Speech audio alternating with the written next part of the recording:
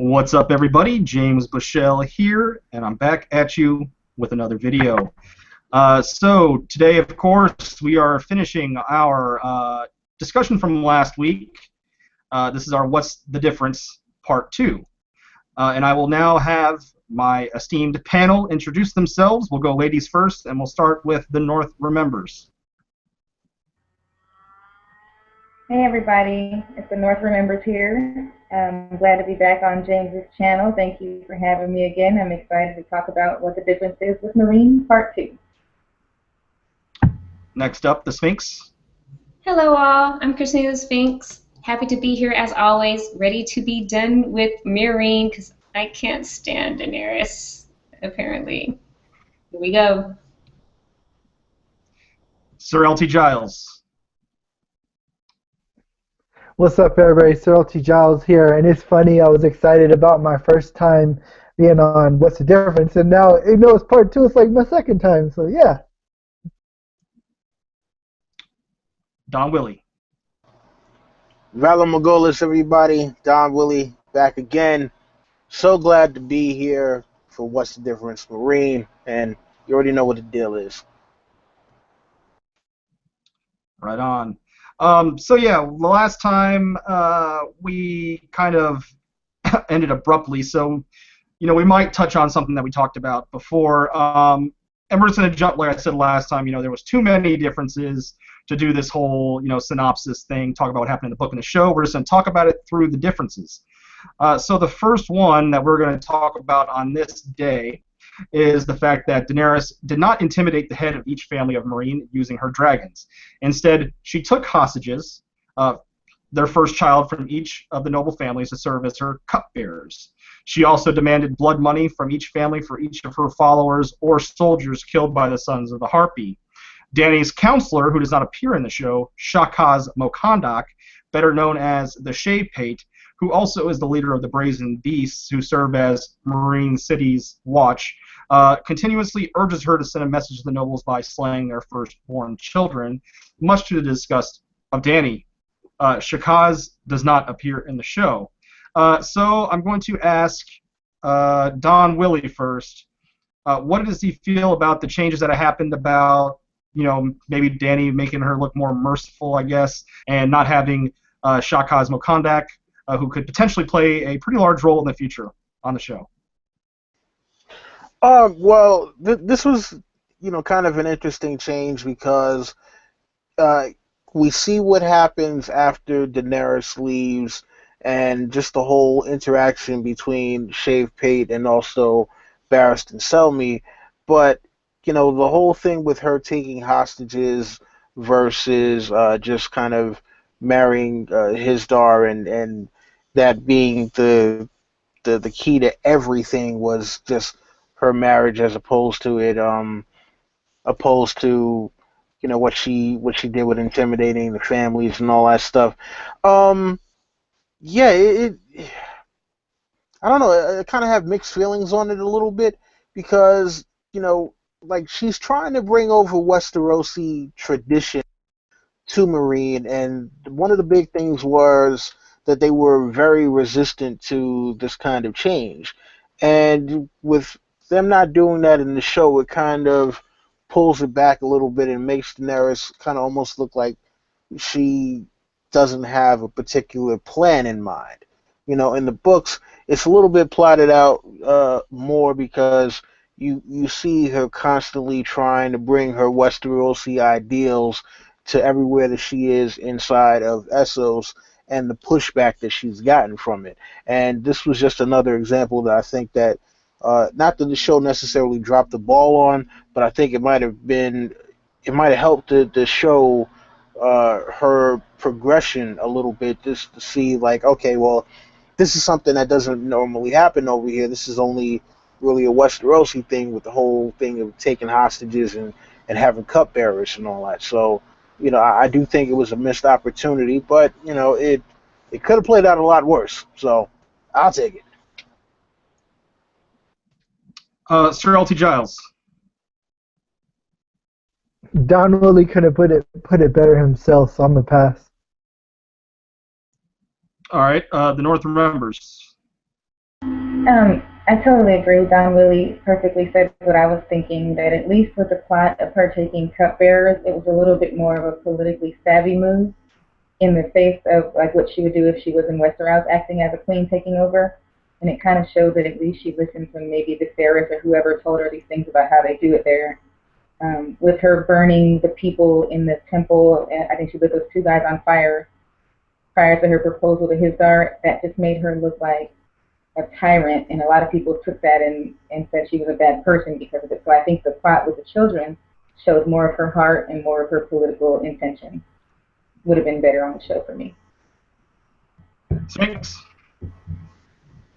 I feel like, they left out a lot in Meereen because there was so much going on. And it seems like they only wanted it to be she showed up, she conquered, and she stayed to make sure it was okay. But she really didn't fix anything else or solve anything else. And her taking the cupbearers was like showing, she took them as pages and cupbearers, but they were hostages that were there. It's like having a ward, in the Westeros, when you take a ward, it's literally a hostage. If y'all act up, we have your kid and we'll kill him. And that's why they took a page and a cupbearer from every major house. And in the books, it kind of showed that she was making those sorts of political moves, because in the show, it just seems like she's out there flapping. And I don't even know what counsel she had from the freedmen, except from the dude she beheaded, who didn't really show up till season 5, if I'm not mistaken. So up until that point, the only advisors she really had were like Grey Worm and Missandei and them, like nobody else. And then when that guy showed up, I was still like mostly show watcher at that point. I had no idea who he was. I was like, oh, some light-skinned dude is here, and he obviously is vested in Dany, but I don't know who he is or why he's here. And then he got his head cut off, and I was like, I gotta rewind. Like I feel like I missed something. And there was so much more that happened, and I know they can't do it all. That's fine. I'm not knocking it. But in the books, we got a full understanding of her struggles. Like it took forever, like chapters and chapters of her struggle. And it seemed like in the show, we just maybe got like a character pops up and he's like, hey, I'm your supporter. I used to be a slave, and then got to cut your head off because you cut up. Well, to me, my biggest issue with this whole thing is not necessarily the whole cupbearer aspect. It is the Shavepate aspect. And I believe if you guys have ever read, I brought it up before, but the Meereenese blot had a great essay on who poisoned the honeyed locusts and how he believed it was Shah Cosmo Kondak, and that he is essentially the Peter Baelish of Essos. He's pulling all the strings. He's putting, he's giving bad advice to Dany. He's playing Barristan to make him make bad decisions. The Shavepate's bad news, and I wish he was in the show to add more intrigue to what's going on Meereen and making it, more interesting. Christina? But it seems like possibly he could be really good or really bad. Like he could be like that shadowy, because from the beginning, he's always hated the whole Hizdahr thing. He hated her, like, conforming in any sort of way. He's always been, he's the Shavepate because, like, he shaved off his little, like, situation. You know the situation? You know what I'm talking about. Yeah. Well, he hates Hizdahr because his family is in direct rivalry with Hizdahr's family. And his family is lesser than Hizdahr's. And so this is his way of becoming essentially his noble family becoming the head noble family of Meereen, is what I believe is what he's doing. I think that it matters that he did completely become a Shavepate, and nobody from Hizdahr's line did. And whether or not they're just rival enemies, that was something that had nothing to do with Daenerys, but when it came time for Daenerys to show up and people had to pledge fealty, he was like, not only did he become a Shavepate, like all his people, like, they shaved and they're like, look, we're cutting it off. We're showing you we're not about that anymore. And you have to respect that. And it could be shady, but I feel like it's either like super shady or super awesome. I can't put my finger on it yet. Well, I would, like I said, I would. Okay. Yeah. 1 second, North. I would just say I would read, Christina. I would read the Meereenese blot of who poisoned the honey locust. Just Google it or whatever. I think he paints it out brilliantly of why he why he believes that the Shavepate is behind a lot of things that are happening in Meereen. But go ahead, North remembers. I was just going to say, I hadn't read the Meereenese plot, but I'm going to check that out too. But I found a lot of things he was saying stood out, like he was just trying to get her to make bad decisions and be more of a tyrant and cause chaos, so I could see that little finger comparison. And I think it's kind of funny that the Shavepate is like bald head, right? They all cut their hair off, the dramatic hair that they wore there. So it kind of made me think of Varys too, like sneaky and out for ulterior motives. Even if maybe he was for her, he was also using her to his own end, which is probably to not let Hizdahr become as powerful as a king would be. So that's a great chapter. It seems slow on the first read, but it's really good. Right. I think they could have benefited from him in the show. LTU, did you have something to say? Because you unmuted yourself.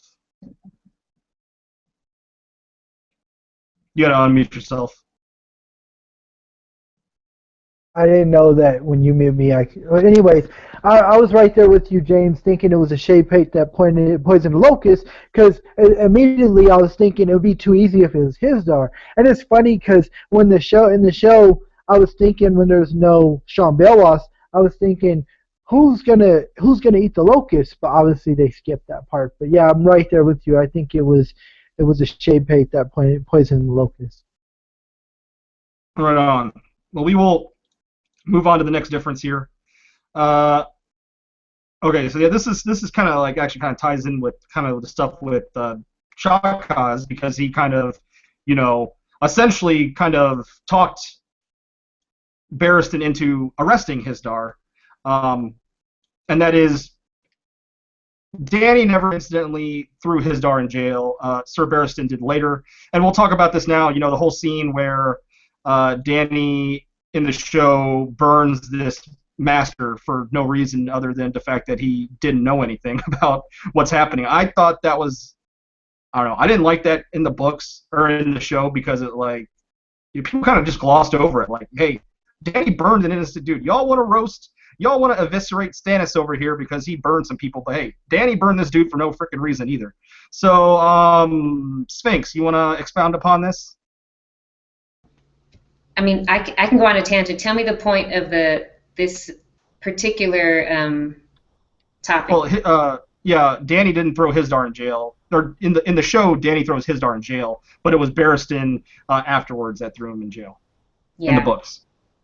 So in the show, she totally puts him in jail, and the sacrificing of the masters. When I watched it, I was just like, yeah, feed them freaking dragons. You gotta let them know, like you gotta let people know who you are and what you're doing. I became the Shavepate, and I had not even read the Shavepate stuff at that point, right? So I was like in full support of it. And then when I read the books, I was like, oh, you're being like so Mad King right now. You can't just do this. You can't just push a random man to the dragon and then have all these other men standing there and nobody knows who's next. And then the next time Hizdahr sees her, she's like, yeah, so change my mind. You're going to be my husband. Like, the whole conqueror, cool, I'm epic, awesome thing, that's cool. But it crosses the line a lot, and we let it slide because I feel, because of the way she started out, we watched her grow and become somebody that was used to somebody that became a leader. But then things like just killing people and nailing people on stakes and feeding people to dragons, that's never okay. And at the same time, she's saying that's not okay. So she retaliates, like sometimes with the same thing that she's fighting against. And so for that reason, I lost more and more of my Dany-ness, the more I read about her. All right. Sir LT, what do you think about this whole situation where where Dany had Hizdahr put in jail?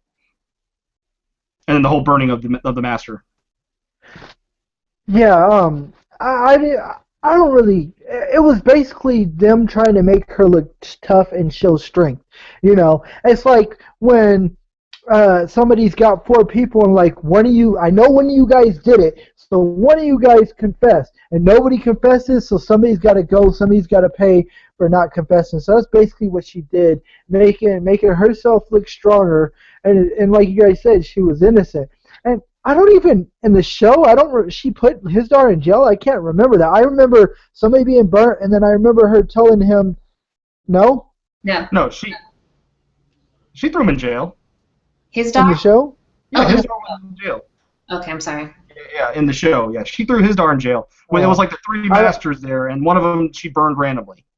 I could have sworn that Hizdahr was right there when they got burnt, and then she told him that right after, if I'm not mistaken. Maybe I'm wrong, but I could have sworn he was there when the master got burned. He was, and she burned the first one, and then she was like intimidating him afterwards, like, you know, you're next, mofo. Okay. It didn't happen. Well, yeah, basically she was just trying to show strength, and they're trying to make her look tough. I mean, you know, it happened, and whatever. She wasn't trying to show strength. She was pissed because of what happened to Barristan Selmy. So it was a reaction, not necessarily like a show of power. It was, I'm upset because Grey Worm is messed up and Barristan's dead, and now I'm going to do this radical thing. Right. Which, of course, you know, doesn't make it right, obviously. There should have been justice. The North remembers? I think I have a biased opinion, so I'm going to start with saying that I am a Dany fan, and I love that part. Even after I read the books, I saw the purpose for the difference there, but I felt like she did maybe the equivalent of cutting somebody's head off who you thought was trying to disrespect your house. In my opinion, she had no house. She has a very shaky foundation with the people in Meereen, and I love that part. I feel like that was a real power move. They disrespected Barristan and Grey Worm and all her unsullied that got murdered that day.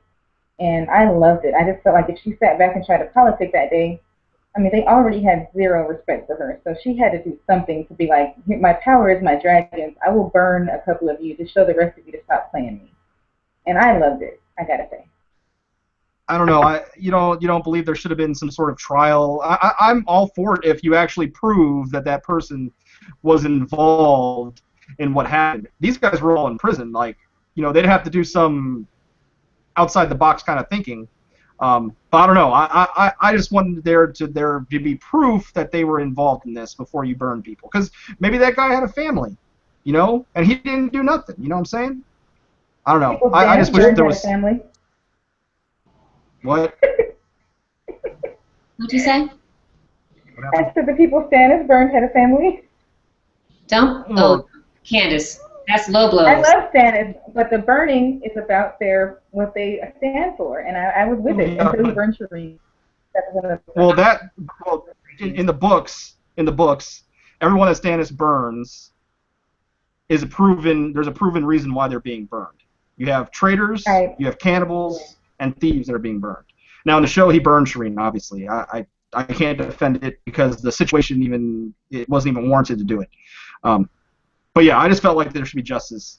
That there should have been a proven fact that you know, that wise master that got killed was involved in something nefarious. That's all I'm saying. I got you. Like the great King Joffrey said, the king could do it if he likes, so Daenerys could do as she likes. Has Don Willi spoken about this topic? He's about to right now. DW. Yeah, so Mad Queen Daenerys. You know, just going around and deciding, eeny, meeny, miny, you die. You know, it's funny because you got to figure earlier in the season she killed, and I forgot what the dude's name is, but she killed him for breaking the rules and not allowing for the masters to get a trial. And now she goes and kills one of the masters without a trial. So I'm like, okay, well, she's looking kind of crazy there because people are going to remember, like, hey, yeah, you stood for justice and all that, and now here you go just burning some random dude because you couldn't figure out who is doing all these Sons of the Harpy attacks and who's the leader. And then with the whole thing with Hizdahr, it was like, all right, well, I'm just gonna intimidate the shit out of all you guys. But all right, well, I'm hearing that's not a good idea. So the only way for me to cement peace is to marry somebody from a noble house, and I guess that'll be you. Where in the books, there were Hizdahr actually was kind of campaigning a bit. He was telling her all the benefits of if you marry me and try to do things in a more Meereenese fashion that you'll have an easier time ruling. Hey, look, yeah, I'll be king, but everybody knows I'll be the consort. They just want to see a Meereenese face here, so it's not such a big shock to them. So yeah, I mean, this is the thing that at least in the show has started earning the rep of the Mad Queen. And even when I first saw it, I was like, yo, that's crazy. Like, how is she just gonna pull some random dude and be like, all right, dragons, kill him? Yeah, so, I mean, I don't know. Sometimes they have her make smart moves, and then other times they really have her making moves that leave you scratching your head. And this was definitely one of those times because, again, like, you got to think about it. If word gets out about this, that can make the attacks double. They could be like, oh, okay, yo, she's out of control right now. You know what? I don't care if she has dragons or whatever. She got to get it. Right, and you bring up a lot of good points, and I believe, there's a certain level of hypocrisy involved with Dany in terms of this scene because she gets a pass for this, while others get vilified for other acts. But this one gets glossed over because of the way they kind of push her on the show and how she gets all these epic moments. She gets epic music, she gets all these swelling, like music swelling epic moments. So people kind of like forget about that. Like that was in the past, like people forget about it, but it happened. I don't know if anyone has anything else to say, or shall we move on? Okay, Christina. Yeah, I feel like it's not okay. Like what she did is not okay. She doesn't get a pass. She got a pass for me when I was only a show watcher and I didn't fully understand the true politics of like what was happening. And once I knew like what was really happening, you can't just. She rounded up all these innocent people and just threw one to the dragons. She don't even know who it was. We don't see her asking his name or what family he's from. And they even tell us, she says, gather up all the leaders of the great houses. And Hizdahr's like, well, I'm the leader of my house. And she's like, yep, your ass too. And he came there politicking in the first place, show-wise, for his dad, who was staked up and murdered for killing slaves that he did not agree with. He says, like, my dad fought that. He protested that. He was outvoted, and it was what it was. But yet and still, he got wrapped up in the group of people that did it and got stuck on a stake. And his son had to come beg for him to be taken down to have a proper burial. And then his son ends up getting pushed into a dungeon with dragons and could possibly, she had her hand on his back. He was next. Like, she was testing him. It was a test. Like, let me see if you're going to pee your pants or break or, like, say something. And he was like, Vala Margulis. And she said, okay, never mind. Like, his son could have been next. And that makes it worse because she killed the dad for a cause that the dad didn't believe in. It might have also killed the son for a cause that the son didn't believe in, which makes it just completely tyrannical and just like totes Hitler. She's Dittler. Denitler? May I add one little bit to this, and then I'm done with my Dany support? Sure. I feel really surprised that people have so much sympathy for the Masters when they hung 169 children to prove a point to her. But I know, wrongs don't make a right, but these dudes killed children, slave children, to show her they were the boss. And for her to burn 2 of these buttholes in defense to stop their madness, I kind of can't balance that out to sympathy for them. It's about the thing is, not every single master was involved. Exactly.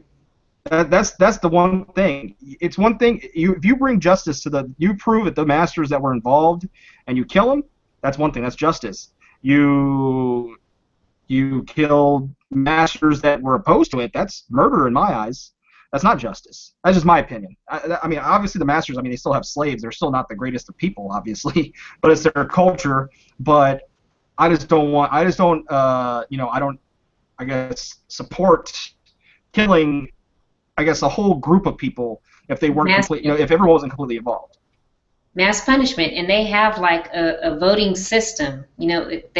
People say A or nay, and particularly in the show, Hizdahr's dad said nay. He was not down with that, but he was the head of his house, so he's in that group. So his ass got killed and strung up, and he didn't deserve that because he didn't want that. He never wanted that to happen to them.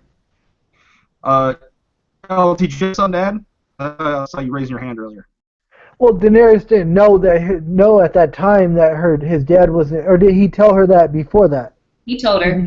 Okay. Well, I have no sympathy for slave traders, slave owners. They could all burn, and I'm happy they burn. I just thought about that. I'm like, these are slavers that are treating people like trash, not paying them. I have no sympathy for any kind of slave owners. Just thinking about, I just watched the remake of Roots. I have no sympathy for any kind of slave trader, slave owners. Fuck all of them.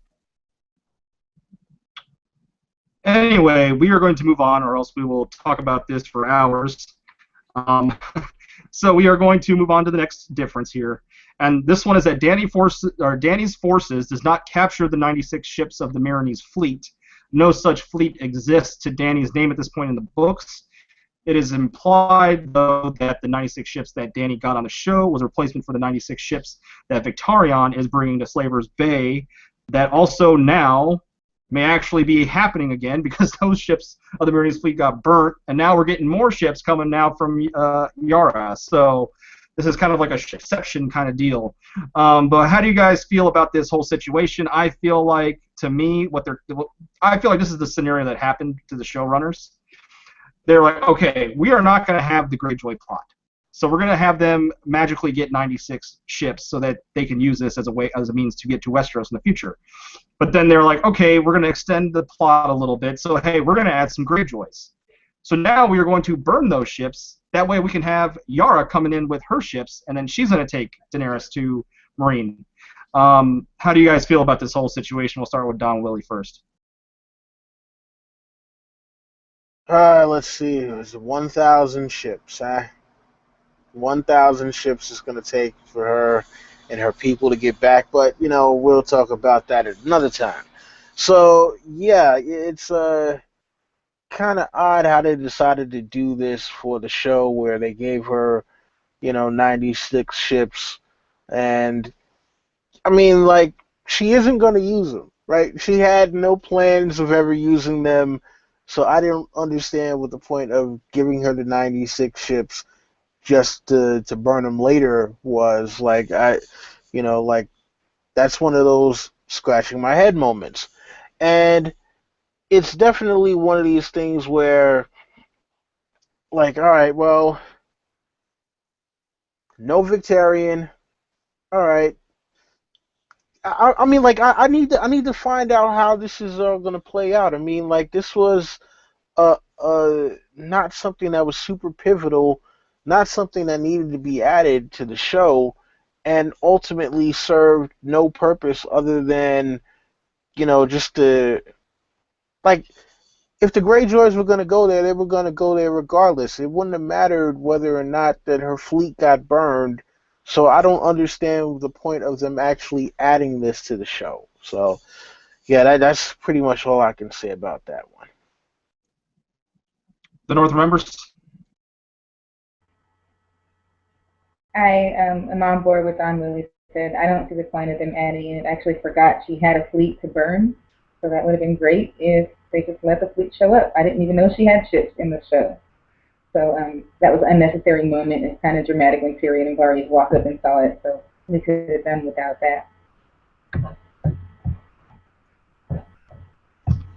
All right, Sir LT Giles? Yeah, it's just an example, like you said, James. They had to replace it.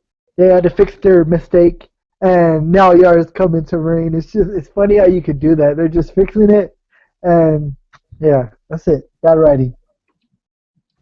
Sphinx. The fleet got burned for us. Because, like y'all said, nobody even remembered she had boats. I didn't. When they ran out there, they're like, well, we're not selling to Westeros. I was like, oh, she did have boats. Totally forgot about that. Or ships. I'm sorry, I said boats, but they're ships. So that was for us, like to say, hey, just in case you remember that she had ships, she doesn't have ships anymore. So now she needs the ironborn. And in the last episode, spoilers, I don't even know who will be watching this that needs a spoiler alert, but spoilers, when Arya was randomly gallivanting around, you heard them talking at the table saying the Iron Fleet is in Slaver's Bay. Like, they literally said that sentence. So, like, they're there. The Iron Fleet, not just a bunch of ships from the Iron Islands are here. It's called the Iron Fleet. Like, they're rolling up. They're pulling up in a major way. And they're going to roll up, and because Yara doesn't like, oh, she does like girls. I was going to try to use that as something Dany didn't have to worry about, but apparently she does like girls. Because I was going to say, because Yara is just a lady and Euron doesn't have a penis, she doesn't have to worry about somebody trying to force her into marriage. Well, I'm pretty positive Yara's not going to do that. Because it'll just be embarrassing. Well, it just it just wouldn't mean anything. I mean, what I'm expecting is that Yara's going to go there and be like, hey, we will bend the knee to you. We just need to take out my crazy ass brother Euron, who's coming to, who wants to come and marry you. Don't marry him because he's a crazy ass dick. And we'll bend the knee, and then we'll help you take out Euron. Is essentially what I think is the situation that's going to happen. My only problem is that I don't really know if Dany would even care about this uncle that's coming. Like, she didn't care when Quentyn came. She brushed him off and was worried about. But Quentin's a whole different animal than Euron. But yeah, Dany will care. Euron's not coming. She doesn't know Euron. She sees Dany and Yara and Theon. Right, but she's going to tell him how crazy he is. They're going to tell him how crazy she is and that she needs to worry. Yeah, but she's not.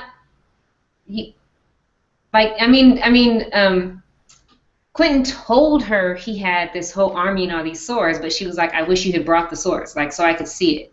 I don't see her just saying, show Dany. I'm just talking about show Dany here. I guess. Let me switch over. Show Dany.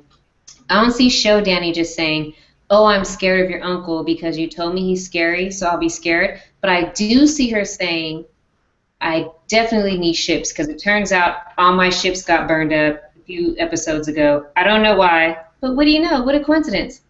I need some ships. You got some? Yeah, we got some. You want to be our friend? I'll be your friend. Let's go. Want to be friends? Yeah. So, does anyone have anything else to add about this? Yeah, I just want to see it in the books. If this happens, if Daenerys gets the Iron Fleet, I want to see the small council. I want to see them all shitting bricks when they find out Daenerys has got the Iron Fleet. Because if I was on the small council, I'd be shitting bricks if I found out she had the Iron Fleet. Don, you got something to add? Yeah, look, as far as, the way that she treated Quentyn versus the way that she would treat the whole Euron thing, remember, her big thing was she saw Quentyn and she was like, oh, okay, well, this is like one of those, Princess and the Frog stories, but I just feel like if I ever kissed him, he wouldn't turn into a handsome prince. So her thing was she was going to dismiss him no matter what he brought to the table. It was like, oh, yeah, I wish you would have brought all those swords with you. And it was like, for what? He's saying, come back with me to Westeros. You got an army. We'll help you to take the throne that you say that you want. And she's just like, I don't think he's attractive. So, yeah, I'm just going to take every opportunity I can to basically disrespect him in front of everyone who can possibly see it. Like, I won't disrespect him too hard, but, just enough so he gets the point that, what, sorry, kid, get out of here. And it wouldn't have mattered if he would have came with the army. She still would have been like, all right, thanks for bringing the army. Thanks for helping destabilize Slaver's Bay for me. And you guys can now go. You're dismissed. So, I think the Euron thing is going to be something totally different because once Yara and Theon show up and be like, yeah, not only is this guy coming, he's coming with a bunch of ships, but he wants to kind of subjugate you. And the one thing that we know that Daenerys is not about is being subjugated and being under someone else's thumb. Remember, she is a conqueror, mother of dragons, 10 trillion titles and all the rest of that stuff. So Yeah. Well, I put out a video earlier today, but in the books, I do think Euron is going to have a different. Because I predict that the House of the Undying Bride of Fire section, where they talk about the corpse on the prow of the ship, I think that is Damphair that's Euron personified through Damphair, and the first thing she's going to see when she sees Euron in the books is going to be the frickin' silence with a dead ass corpse on the front of her on the front of the bow, and that's just going to command a different level of respect than Quentyn Martell did. You think she will roll with that? What's that? You think she will roll with that? I don't think she's going to have a choice because I think that he's going to enslave one of her dragons. I think he's going to have leverage on her. That's the reason why she's going to marry him, not because she wants to. I don't buy that, the dragon binder thing, but I get it. I get the theory. I just don't. I'm not a shipper. Oh, I'm not a shipper. It's not like it's not like I want it to happen. I'm just putting the fact that it's in the House of the Undying Prophecy in the Bride of Fire section that it's going to happen. But we're going to move on. Let's see here. Hizdahr's Loraq isn't killed by the Sons of the Harpy. He married Daenerys before the events of Daznak's pit and is currently alive. What do you guys think of killing Hizdahr off this early into the story, I suppose? LT. Yeah, I thought that was like maybe that means he's gonna die in the books. It was just right up there with Tyrion and Sansa. Like, I was like, it was a what the fuck moment to me. I thought, man, she's marrying this dude? Really? I think that might mean that he's going to die in the book somehow. Maybe Barristan lets him out of his cell and something happens, the battle or something, and he dies in the crosshairs or something. But the sad thing is, I think maybe Hizdahr is innocent, that, like we said, he didn't plant the poison in the locust, and he's probably going to be a casualty of war, and so he's probably going to die in the books. Christina. Yeah, I agree. He's done. His purpose was to serve as a catalyst for her that she was going to use to try to mend with everything that she destroyed in Meereen and all the other cities she destroyed. And he's just going to get killed. He didn't get killed in the books in this same way, but Barristan definitely locked him up and caught him, like, he's sleeping with other chicks and stuff. Like, he's the worst. He replaced her throne and everything, just, like, changed everything once she left. I can't stand Hizdahr. So, yeah, his fate will be the same, just gone about in a different way. Yeah, I mean, I think in the books, it's not Hizdahr either behind everything because, first off, I think he's too dumb. And second off, it's just too obvious. And we know that, it's a red herring, essentially. And like I said, I believe it's not, this is for the people doing the drinking game, it's not Hizdahr Loraq who's behind the harpy or pulling the strings in Meereen. It's Shah Cosmo Kondak. So, yeah, there you guys. Drink twice. But, yeah, that's all I got to say about Hizdahr, really. Don Willi? Yeah, I mean, there's so many obvious things that are, kind of pushing you towards Hizdahr, like too many overt things that scream Hizdahr, and we know that George is all about subtlety. So yeah, him not being the Harpy is not the obvious move, but it's the move that seems smart, because why else would you have it that the dude that's on some old, like, all right, well, yeah, like the way that he's presented is just all about, okay, yeah, well, he's got to be the Harpy because who else could be? But, again, like I said, it's all about the subtlety. So when Barristan goes to arrest him, like, think about it. If he was actually the leader of the Sons of the Harpy, do you think it would be that easy to just roll up on him, arrest him, and throw him in jail? Like, no. And also, if he's the leader of the Sons of the Harpy, why in the world would he, try to kill Daenerys, in Daznak's pit, where not only do you have, the Unsullied, but you got Barristan, you got a bunch of her supporters right there. I'm like, you don't brazenly go out and try to kill her with so many of her supporters right there. Not if you're trying to take over and stay alive, So yeah, this was an interesting choice for them to make for the show, but ultimately, I guess we're just gonna see that Hizdahr, uh, doesn't play this giant role, and hey, it's okay because I'm tired of all these weird ass names anyway. So the more characters with weird names that you can get rid of, the better. The North remembers. I don't know if you heard the question, but essentially, what do you think about Hizdahr Zolorak drink not dying in the books, or dying in the show much earlier than he does in the books? I was okay with that. I was kind of relieved when I saw the pit that he kind of did he get stabbed up and kind of fell off the side? I was like, okay, he's not the Harpy. It was just a weird, bittersweet, happy moment because I was sad he died because he didn't do anything, but then I was happy to check him off the block as far as the show went. So that was okay, I guess. If I caught the end of it, Don Willi was saying he's not going to be the Harpy in the books, and that's cool too. Yeah, I mean, for the record, I thought Dario was the Harpy since last year. I didn't think it was Hizdahr, and that he's going to get revealed here pretty soon, people. I'm telling you. I agree. It's too obvious. It's just way too obvious. It's happening. Yeah, he's because not. It's giving it away. Because it's D&D writing this. What? The Harpy's going to be something different in the books. I think it's the Green Grace. Oh my God. Listen. But okay, what's up? I'm sorry, but this just came through hiking from Steffi. Hi, Steffi. She says the Green Grace is the Harpy in the books. Did I miss this? Is that confirmed? It's not confirmed. It's just a I theory. believe that. She says the Graces have whores, and they do. Check. Dany has her niece. She does have her. Check. One of the pits opened. Check. Check, check, check. Okay, Steffi, I see you. But the Green Grace, why the... I'd have to go back and re-look and reread and restudy. It's possible, though. But Dany says, like, how much she trusts her and how she's always given her wise...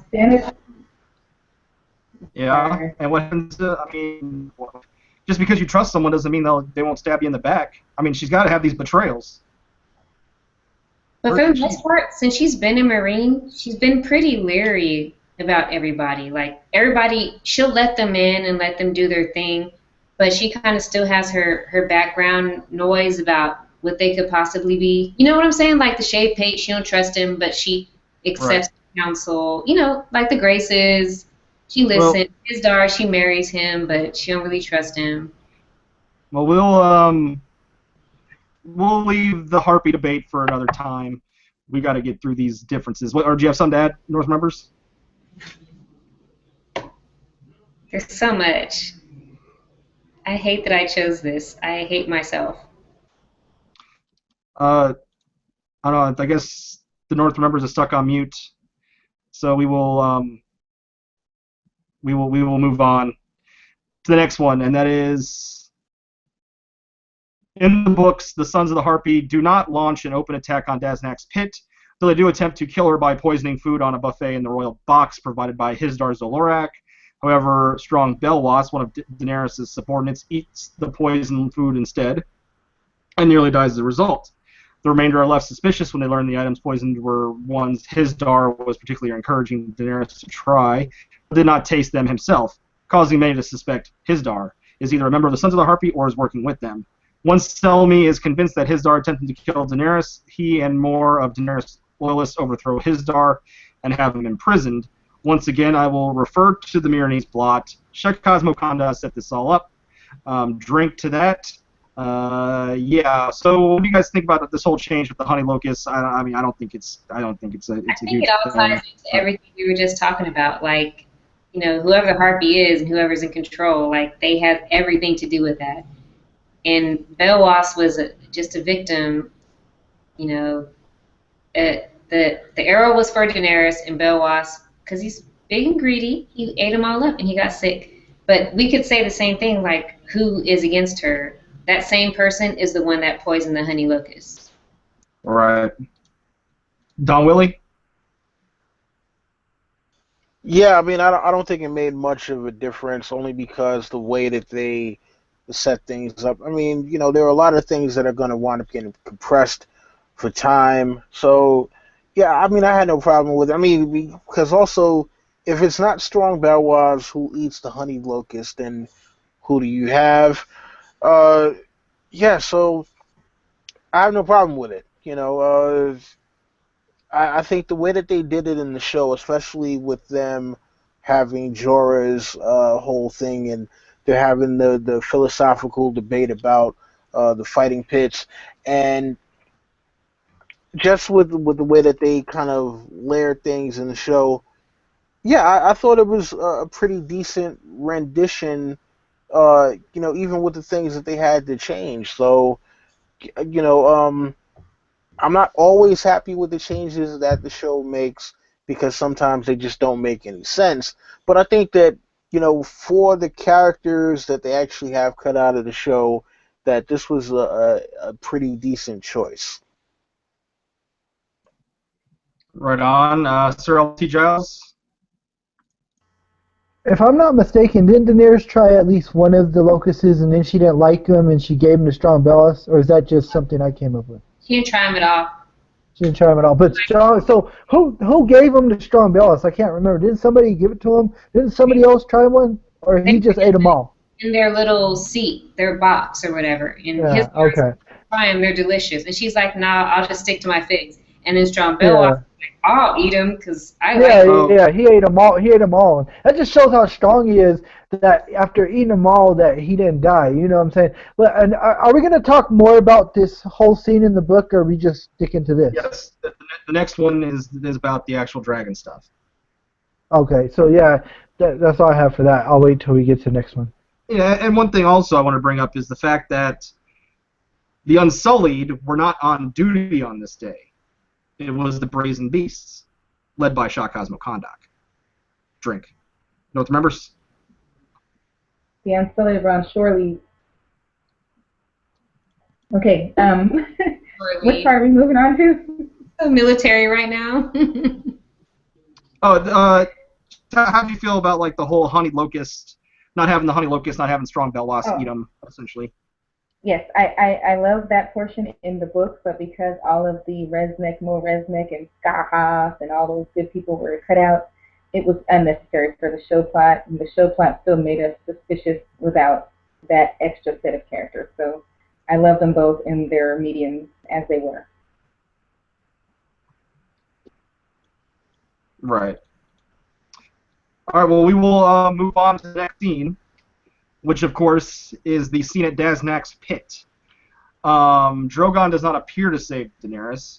He is drawn to the pit by the smell of blood and fresh meat from the numerous gladiatorial battles, some involving animals. When the Meereenese try to attack him, Drogon goes on the rampage, causing over 200 deaths, as people are either killed by the dragon or trampled in the panic to escape. Only one person in the arena manages to injure Drogon, an animal handler called Hargaz. Drink. Daenerys thinks he is either drunk or mad or loved Barsenya, who was devoured by Drogon, wanted to avenge Hizdahr's death, or merely wants to make a name for himself as a dragon slayer. He manages to seriously injure Drogon before the dragon kills him. Now, I want to point out, that's not listed here, but the thing that bugged me most about this scene in the show, and I'm sure it bugged you guys too, Drogon is not a selective killer.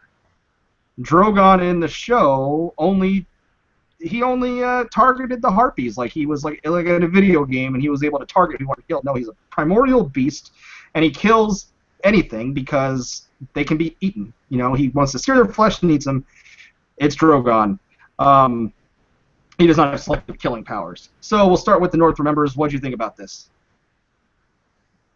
I prefer show Drogon having some sense of discrimination on who he's going to burn up, because I think with the show having its limited time to show some kind of control for Dany to, in my hopes and dreams, hopefully be able to control him like she did in that episode we just saw her on his back and kind of he didn't light those people up. I prefer that to have sped up to, pass up his native instincts, just light shit on fire.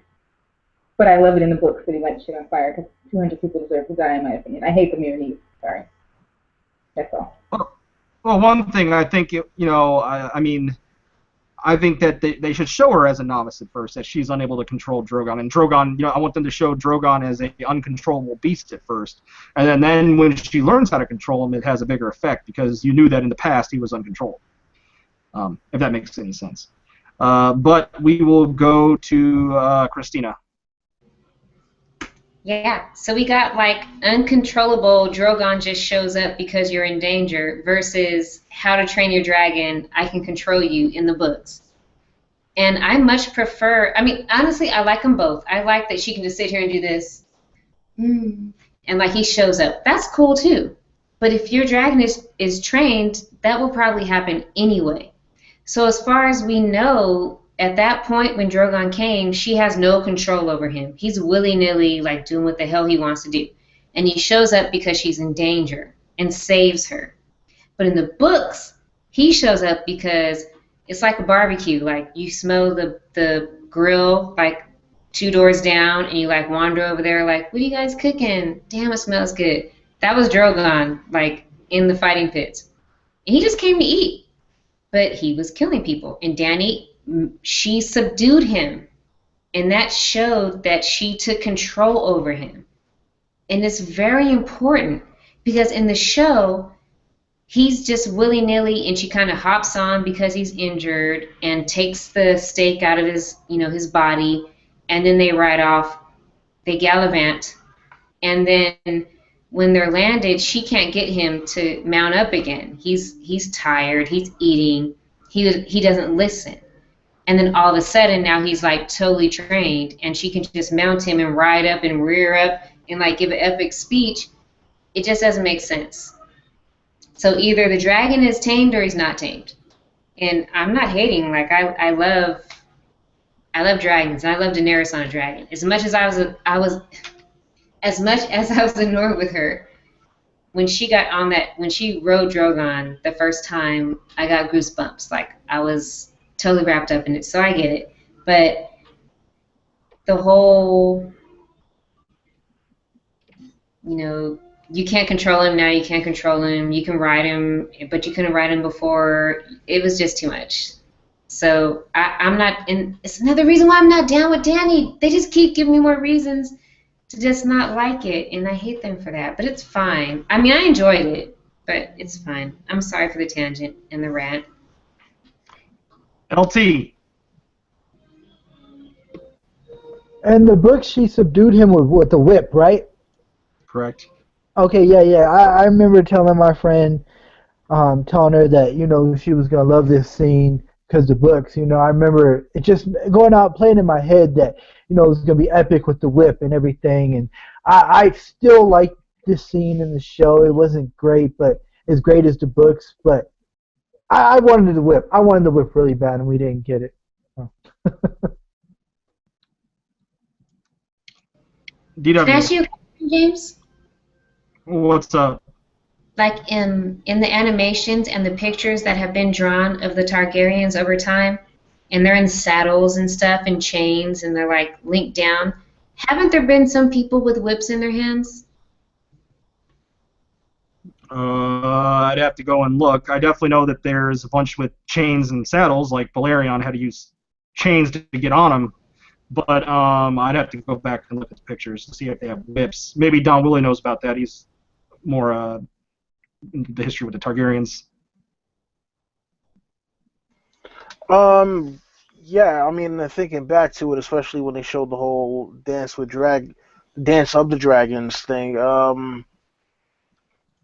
Yeah, I do believe that they depicted some of the Targaryens as actually having whips. That they would wear them kind of Indiana Jones style, coiled on their hips or whatever. But as far as this scene is concerned, we got Daenerys doing her best kind of telepathy impression there. You know, I didn't know she was part of the X-Men, but hey, it is what it is. Um, yeah, I mean, you know, we get Tyrion later on kind of explaining away the whole thing about him just killing the harpies because, you know, dragons, they're smarter than dogs. They might even be smarter than you, human.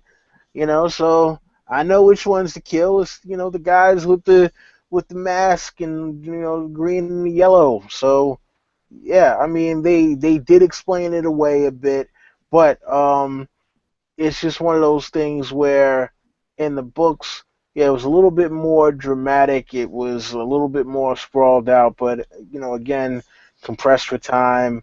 You know, so they decided, all right, we want to you know, kind of throw everything in and pack it in this neat, nice little package for everybody. And the thing that kind of got me about, you know, when she actually flew away to the Dothraki Sea or whatever, and she's trying to climb on Drogon's back, it just kind of reminded me of, you know, like when you're a kid and it's just one of those days where you just don't want to get up to go to school, but you know, your parents up there like, oh, come on, it's time to get up. And you're just like, man, I don't want to go to school right now. Yeah. Put the covers back on. And you're like, yeah, I'm going to go to school.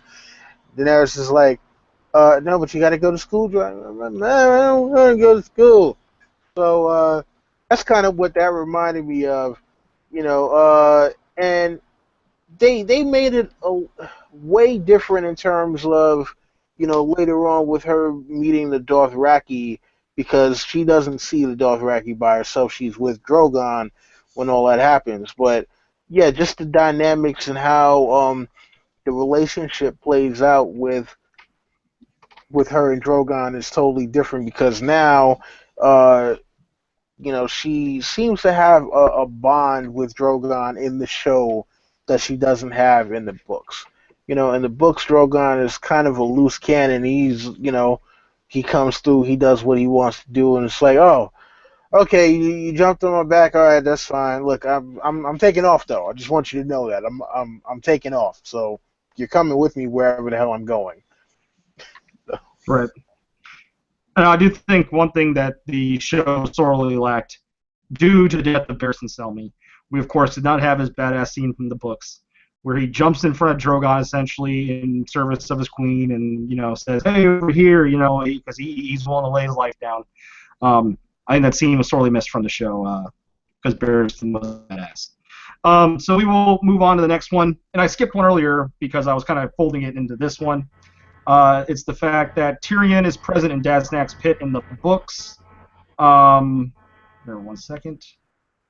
All right, yeah, Tyrion is present in Daznak's pit in the books, except he is a dwarf riding on, well, I don't know why it says that, but he is riding on a dog in the show for the observers. He does contemplate revealing himself to Daenerys, only to stay silent when he sees Barristan Selmy, who is still alive at this point in the books, out of fear Barristan might, you know, prejudice Daenerys against him out of their shared contempt for House Lannister. Now, obviously in the show, Dany and Tyrion has met, so we don't have to talk about that first part because yeah, it's different, but it's in a completely different context from what could even occur in the show. So we don't have to really touch on that. But how do you guys feel about the fact that even though it's implied that Dany will obviously meet, or it's actually been proved, not proved, but George himself said that they will meet in the books. So. But what do you guys think about how it happened in the show? Did you like their interactions? Did you like their short screen time together? How did you feel about Dany and Tyrion meeting in the show? We'll start with Sir LT Giles. I absolutely loved their interactions in the show. I thought it was awesome. Two epic characters. You know, I'm not the biggest Dany fan, but I do like her. She's not my favorite, but I do like her. And who doesn't love Tyrion? I've never met anybody who watches the show or reads the book say they hate Tyrion. I found one, and if you guys find one, introduce me to him because that would be pretty interesting to find somebody that hates Tyrion. I know quite a few that hate. I don't hate Tyrion, but I know quite a few people that don't like him very much. They think that he's a little evil shit. I know quite a few people in the books. That way. In the books or in the show? Okay, yeah, that's easy. But I mean, I don't know too many. Okay, you probably could count them on your hand of people that hate Tyrion. But anyways, I thought it was great. and I'm looking forward to seeing when they interact in the show. I think it'll be pretty similar. I think Tyrion is obviously gonna probably give her good counsel. He's one of the best hands ever. So yeah, I'm ready for it. Yeah, I'm ready for Roy Treese with his Tyrion and his Dany going back and forth in his leprechaun voice and then his weird Dany voice. But how about we go with Don Willi next? I mean, they both kind of have leprechaun voices, which is the most hilarious part to it. But yeah, I think that the whole interaction between Dany and Tyrion in the books was actually kind of, I mean, not in the books, in the show, was actually kind of fascinating because here is somebody who's from a house that she's supposed to hate, and she's kind of getting all of this information about how to govern that she's never been able to get from anyone else. She's never had any strong governing body or people who really know what it's like to run any kind of centralized structure. And so now she's at a point where it's like, oh, okay, well, you know what? This guy might actually know something. Now, in the books, the whole thing with Tyrion, having that little jousting scene is Penny, Penny, and the dog. It was kind of interesting just to kind of get his take on it, and you know, because doesn't even really know that that's gonna happen until it does, and it's like, oh wow, Jorah's not here. Jorah would have been recognized immediately by Dany. We don't know how she would have reacted had she seen Jorah with Tyrion and Penny, and just her seeing the show, it kind of comes up and like she's almost really not paying attention to it because for one she doesn't really want to be at these great games anyway, and two it's like, okay, really, all right, more of this absolute tomfoolery. Okay, what do we got? Oh wow, all right, yeah, so she's just trying to get through the day, and then the whole excitement with Drogon happens, and we see what happens from there.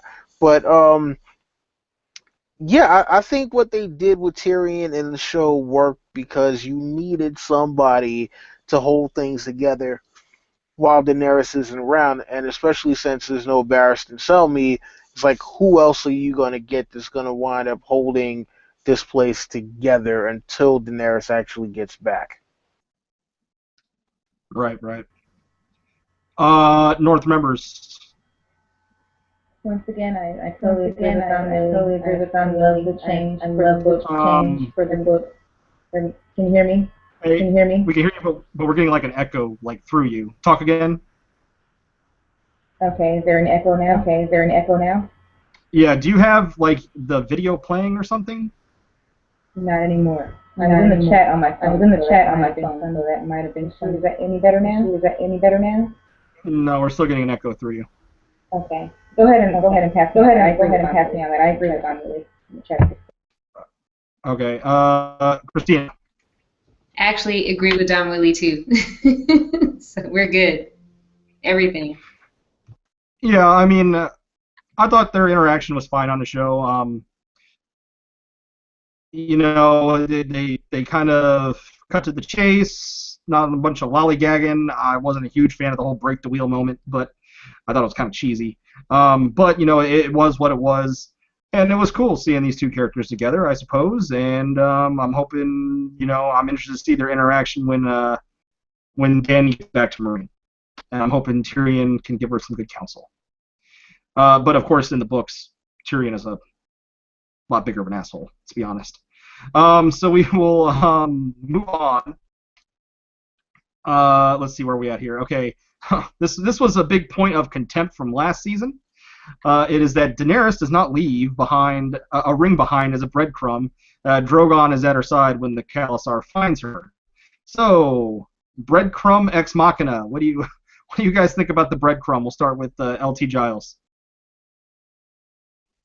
Yeah, I know it was really cheesy, but I mean, hey, it happened and it worked, and I don't let stuff like that bother me as much as it does everybody else. And you know, it did make sense the whole thing. I mean, the ring was in the horse where the horses were going around, so I mean, I guess whatever it happened. It doesn't bother me.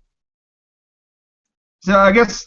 Well, see, my problem is when you look at the map, the Dothraki Sea is about the size of frickin' Russia, man. And it just seemed like pretty implausible to me that they'd find a ring from like Meereen is here, they're like up here, and but it was whatever. I got over it because it didn't really matter in the end. I said forget it.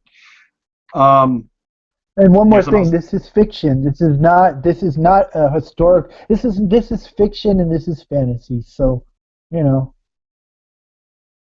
Well, I still think it kind of defied some logic, but like I said, I got over it pretty quickly. It didn't really matter to me.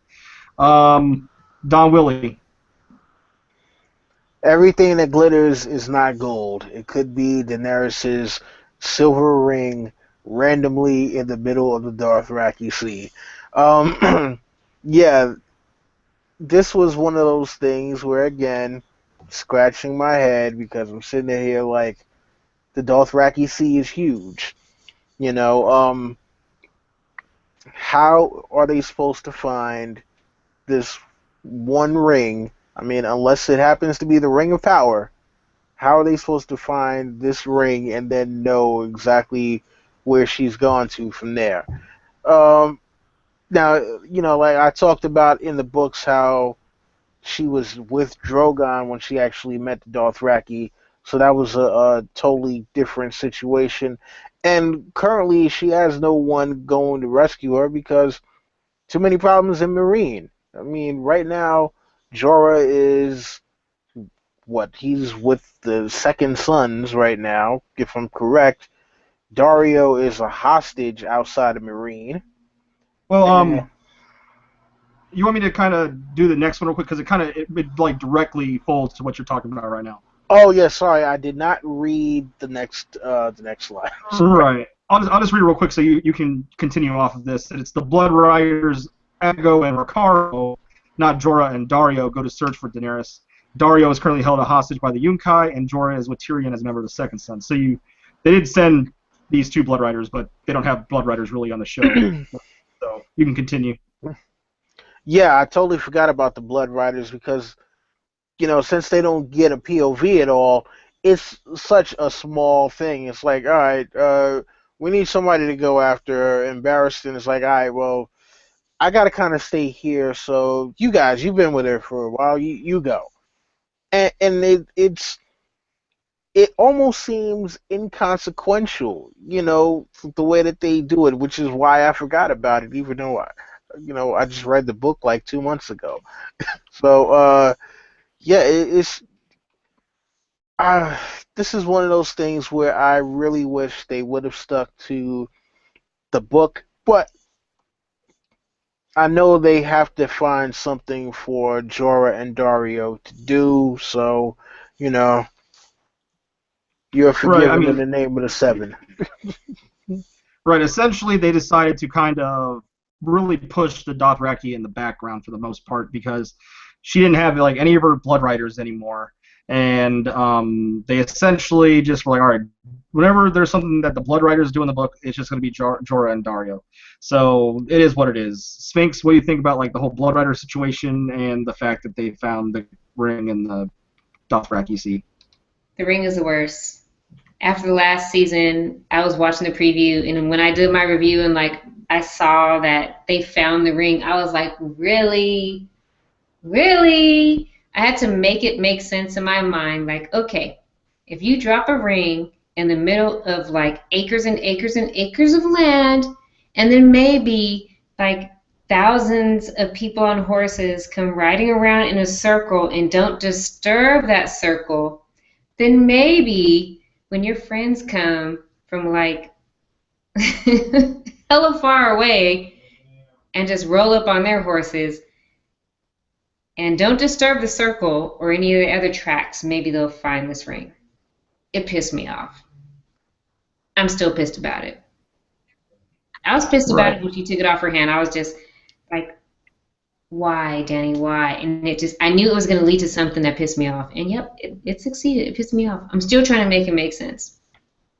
North members, is your setup fixed? I think it is. Is it? I think it is. Now? Is it any better now? No, we're still getting like whenever you're talking, we're getting like a little bit of a repeat of what you're saying right afterwards. Okay, I'm not sure what that is. I'm not sure what that is. I go out and come back. It goes out and come back in. Yeah, I think you have to do something for sure. Check on everything and then come back up. All right, well, we will move on. This one is really inconsequential. I don't even think we really need to discuss it.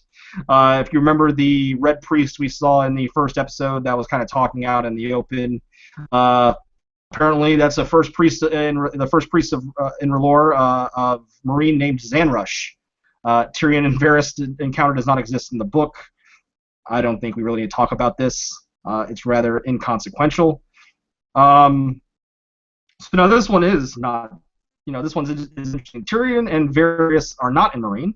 Varys' location is unknown throughout the 4th and 5th novels. He appears only briefly at King's Landing to kill Kevan Lannister and Maester Pycelle.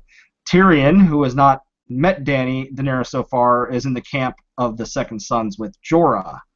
So we've already kind of touched on the whole Tyrion thing. So I think we can kind of skip that because we've all pretty much said our thoughts on Tyrion being a Meereen. But what do you guys feel about Varys being a Meereen and his story being so different? Because I'll just go first real quick. To me, a lot of what Varys in the show doesn't make nearly as much sense as motivations. It seems like he's kind of just a black and white character now, where he's like just Team Dany on the go. Where in the books, if the show, I wish the show would really include Fagon and if the show had Fagon, I truly believe that Varys was the Harpy then, because then there'd be motivation for him to be the Harpy, to slow down Daenerys or whatever if he's on team Fagon, but they don't have Fagon. There's no Blackfires. Illyrio hasn't showed up since season 1, so Varys just doesn't make very much sense in the show to me. How do you guys feel about Varys being a Meereen? We'll go with Christina. So I get it because there's no Fagon. So what else will he do? We saw him hop on the boat when he sent Tyrion off, so he knew he couldn't go back to King's Landing, and the only other place is for him to be here with Tyrion and try to help Tyrion out. I feel like he's going to move on, very, very soon, especially with all the Red Priestesses getting introduced. He doesn't like that. He doesn't like magic and stuff, so I don't think he'll stay there long, but he really has no other place to go aside from helping out, gathering forces and troops. Pretty much the same thing that's happening in the north where Sansa and Jon are trying to do. He'll be doing it like the same thing for Daenerys. Well, my theory is that D&D really love Daenerys. They've said so publicly. They like Tyrion. And I know they like Conleth Hill, because Conleth Hill, the actor who plays Varys, is a funny motherfucker. I've seen him on Comic-Con, where he was like the funniest dude I've ever seen at a Comic-Con. So he's really funny. I think they like him having him on set, and they're going to keep him alive with the people that they like. That's kind of my theory of what they're doing with Varys. But go ahead, Don Willi. Yeah, so, it appears that Illyrio has been cut from the show altogether.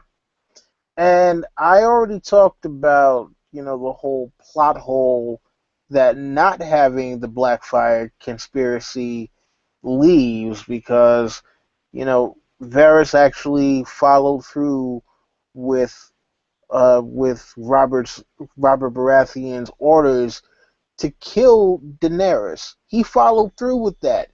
And in the show, they just kind of explained it away like, he just kind of had to do what he had to do. I'm just like, D&D logic. And to anybody who says, saying it's just D&D is disrespectful, I'm like, no.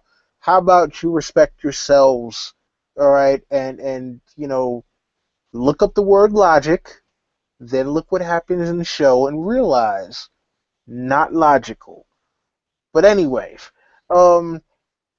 yeah, it was one of those things where I'm sitting up there like, all right, you cut out the Blackfire plot, you cut out, uh, Illyrio, and now you're just giving random stuff for Varys to do. Like, I'll be honest with you, when he showed up in season 6, no, not season 6, at the end of season 5, when he shows up and, it's just like, oh, yeah, I missed you, old friend, to Tyrion. I was just kind of like, okay, is this a dream right now? Like, is Varys some kind of illusion to Tyrion? Like, because how did, like, they got the city locked down because of this whole Sons of the Harpy threat. How does Varys just stroll in here? I mean, don't get me wrong. I like Varys. I think that Conleth Hill does a great job with the character that he's been given. But sometimes stuff happens, especially recently with Varys, and it's just like, that makes no sense whatsoever. So. Well, Varys and Littlefinger have this begrudging rivalry, and Varys, out of respect, Littlefinger was like, "Okay, Varys, I'll let you use the teleporter. Go to Meereen. Tyrion needs you." So I think that's what kind of happened there. LT, what do you think about this whole situation with Varys and Meereen? This is just so painful because this guy, Conleth Hill, could do he could do the prologue or the epilogue of Dance of Dragons and do that amazing speech to Kevin. He could do that, man, but they're not, and it's just so. What's he gonna say? Daenerys was raised, by Aereo, and it's just not going to be the same. I'm not going to that's probably what I'm not going to enjoy. And if that's the season finale and Varys kills okay, I got it right now. So the High Sparrow, right? The High Sparrow, the Tyrells, and the Lannisters all make nice in the season finale. So that's why Varys kills Kevin. He's like, "You're messing up my plan." So and he has some kind of lame speech about Daenerys, and it's probably going to be horrible, man.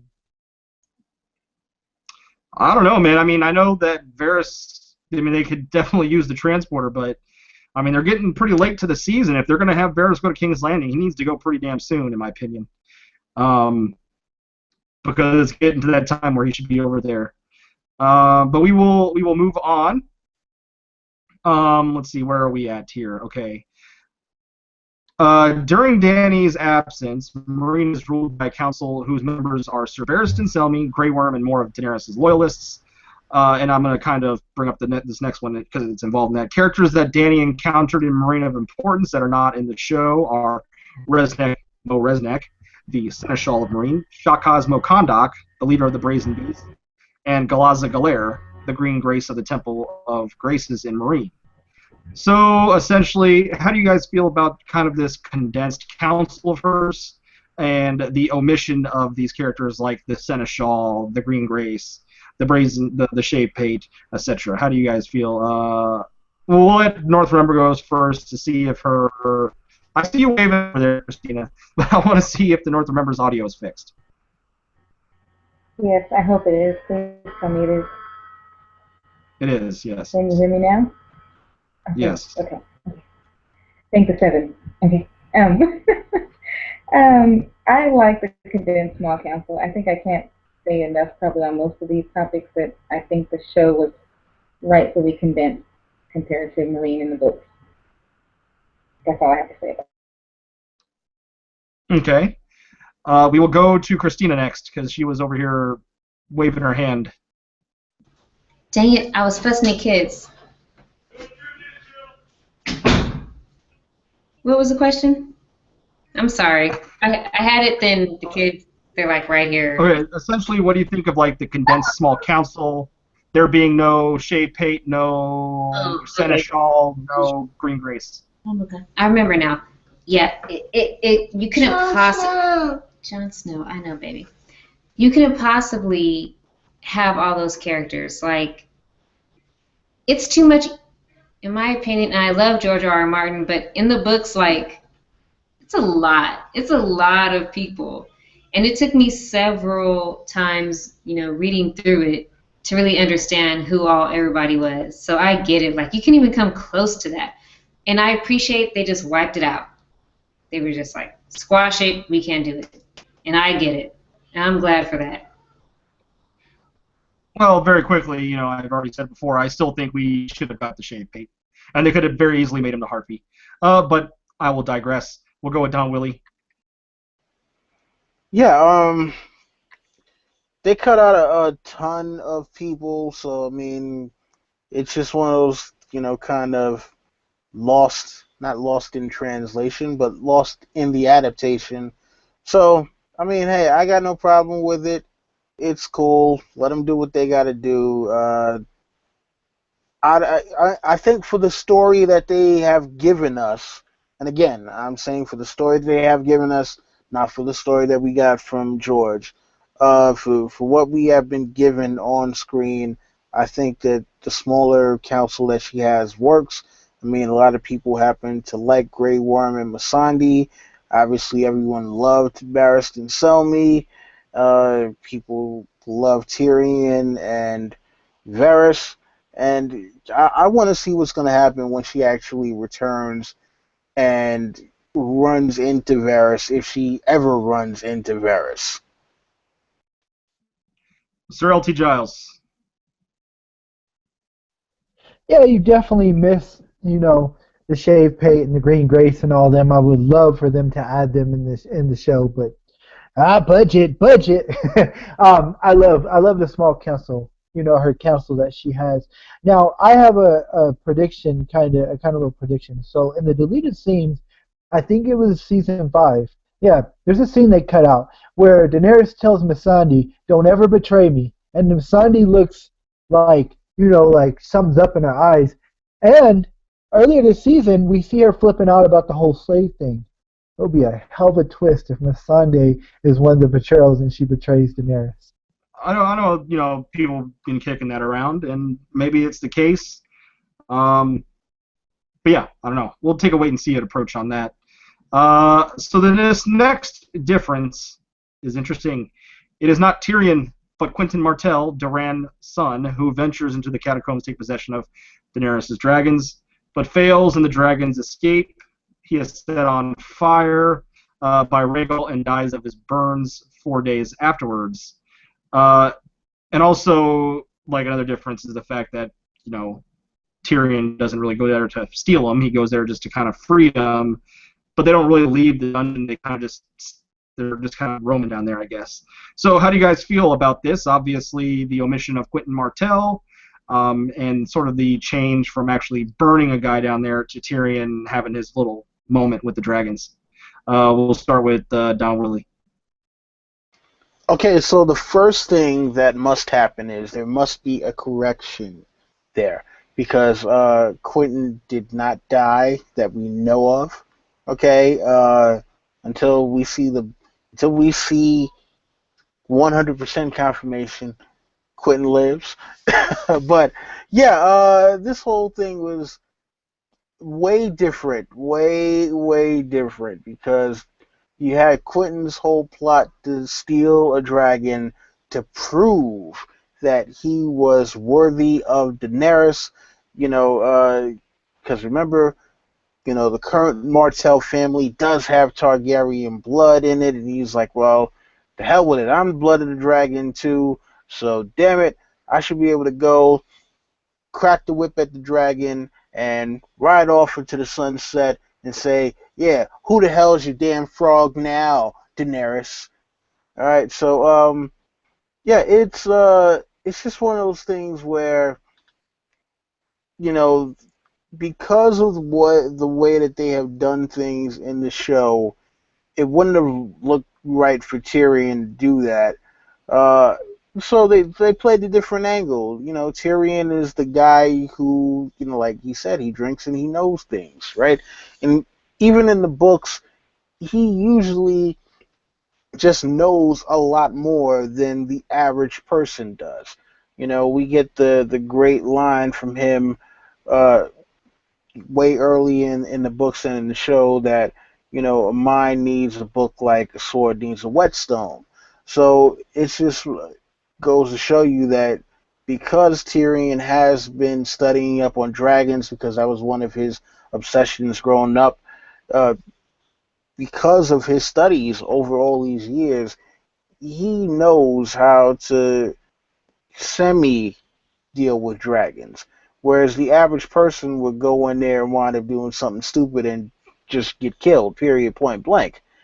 So, yeah, I think that for what was given to us, it worked out. But I definitely would have liked to see the whole Quentyn storyline, even if they would have given it to someone else.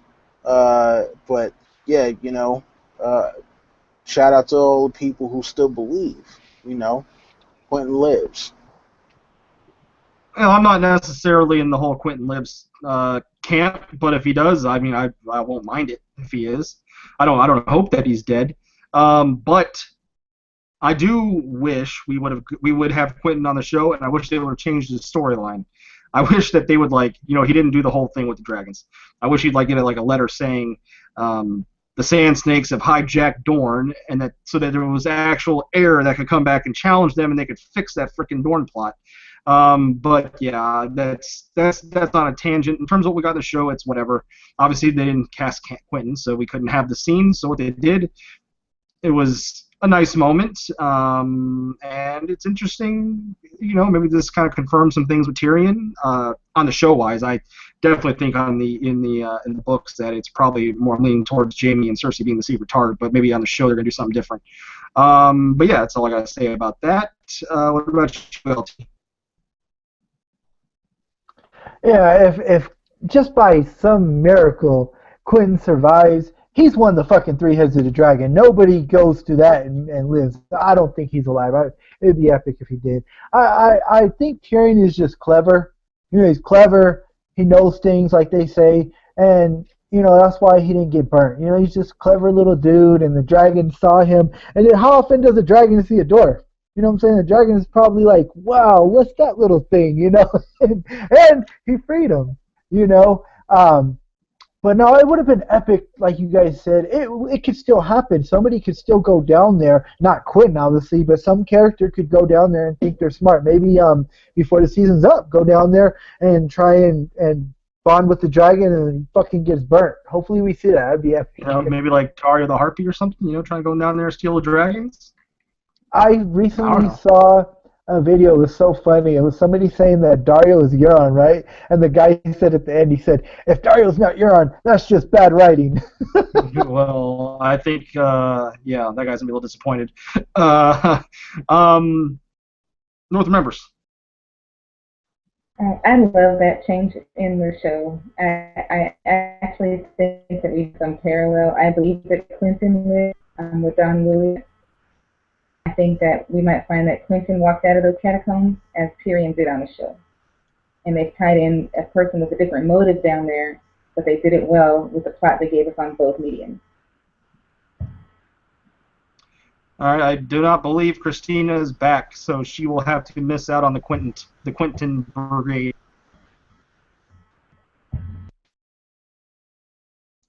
Sorry, I muted myself in the middle of that. We will move on to the next difference here. The dragons do not fast in Daenerys' absence. They are hungry as ever, including dragon meat. I don't really think we need to discuss this, or do you guys have something to add to this?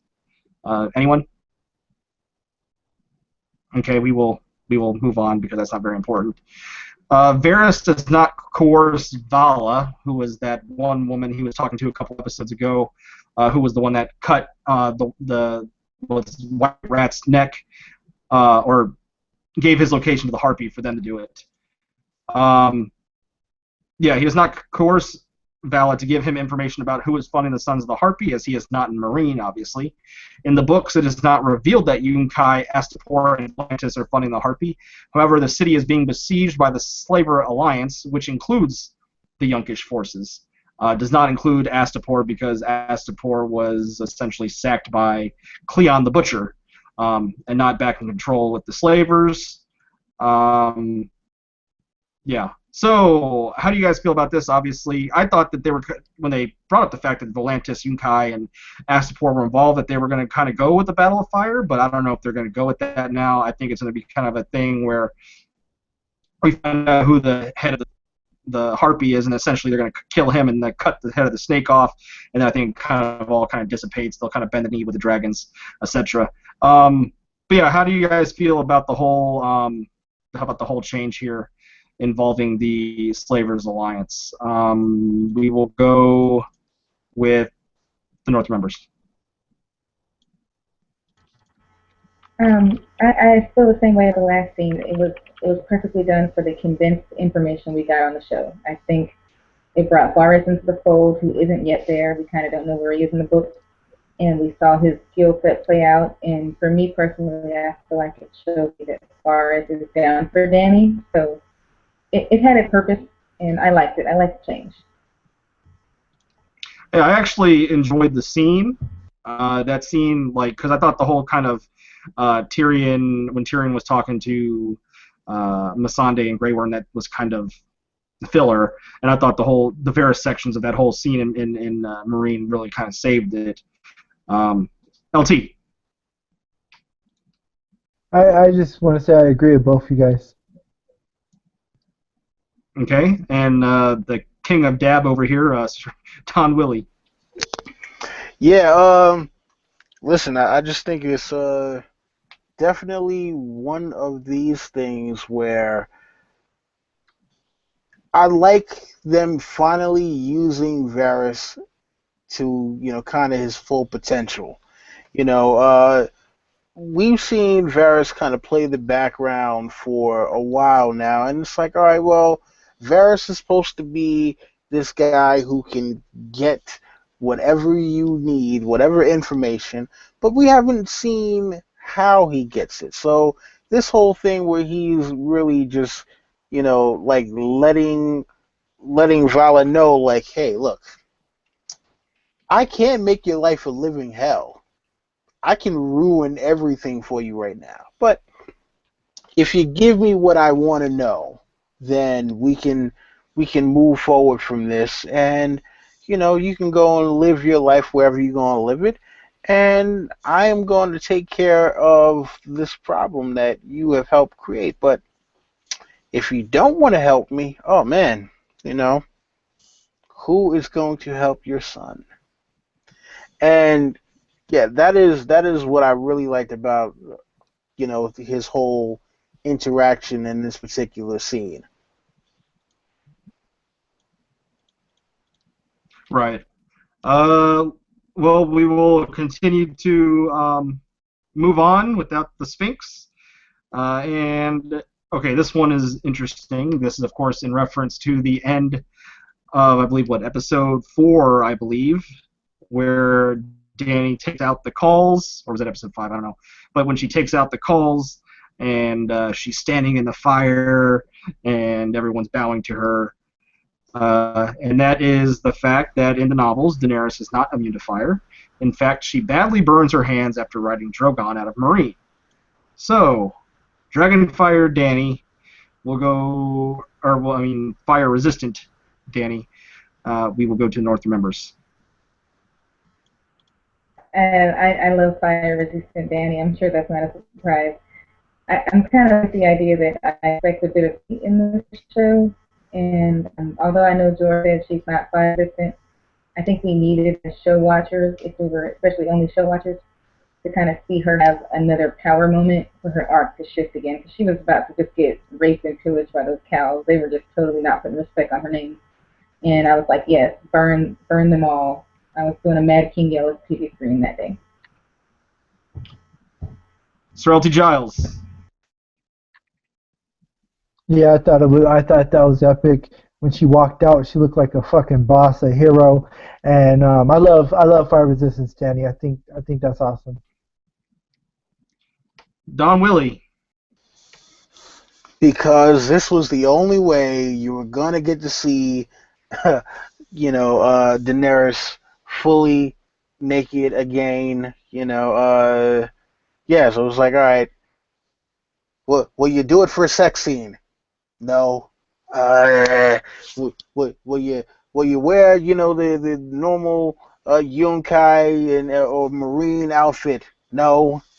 All right, damn it. We gotta get Daenerys to be naked somehow. How do we get Daenerys to be? I got it. Fire. Fire. Fire. All right. Look, we have you reborn as the cow of cows. You're super Khaleesi. You come out the fire butt naked. Got it? Okay. Are you sure my clothes can't be immune to fire? Yeah. Sorry. You're in Vase Dothrak, so yeah, they took your regular clothes that would be immune to fire. Okay, I guess I'll do it. Yes, naked Daenerys, Dan and Dave. That's pretty much what it seems like they did. They're like, we got to figure out some way to get her naked because people have been clamoring for it for so long. So if we say that she's fireproof, but the clothes aren't, then boom. And then this way, it's also an epic moment because yes, he is the mother of dragons. I am fireproof. Hear me roar.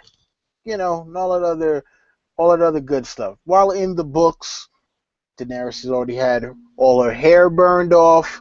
The first time she went into the fire, she's got blisters and boils all over the place. I think she's got possible second or third degree burns going on.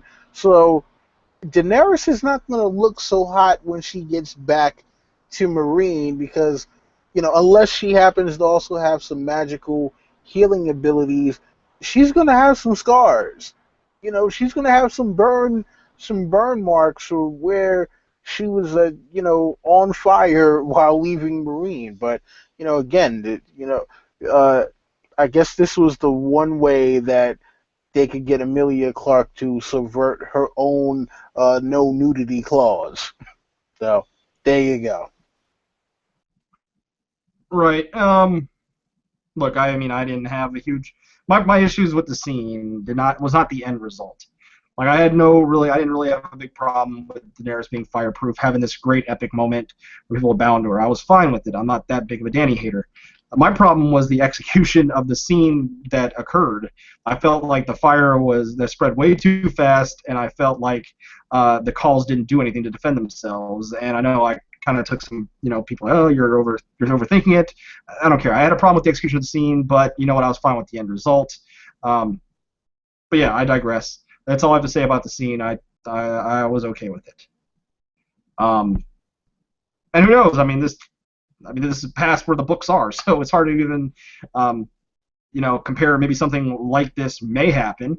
I don't know, but yeah, we will move on.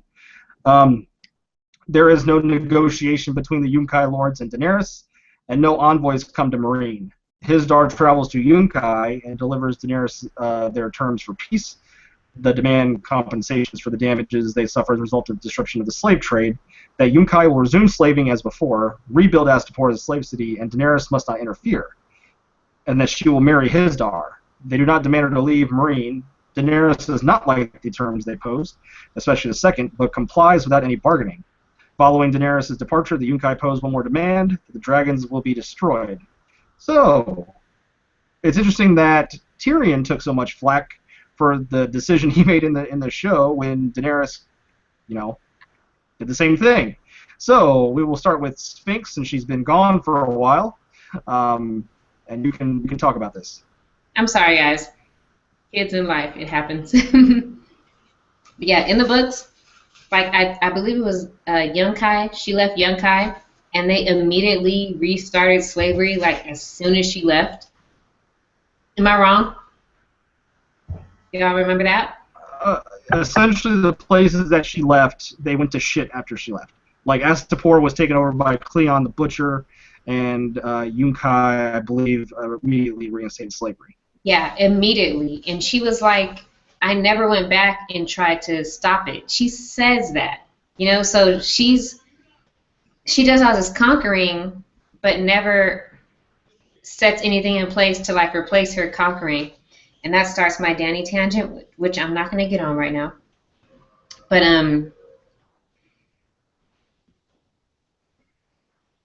there's so much, like, I want to lump it all in together.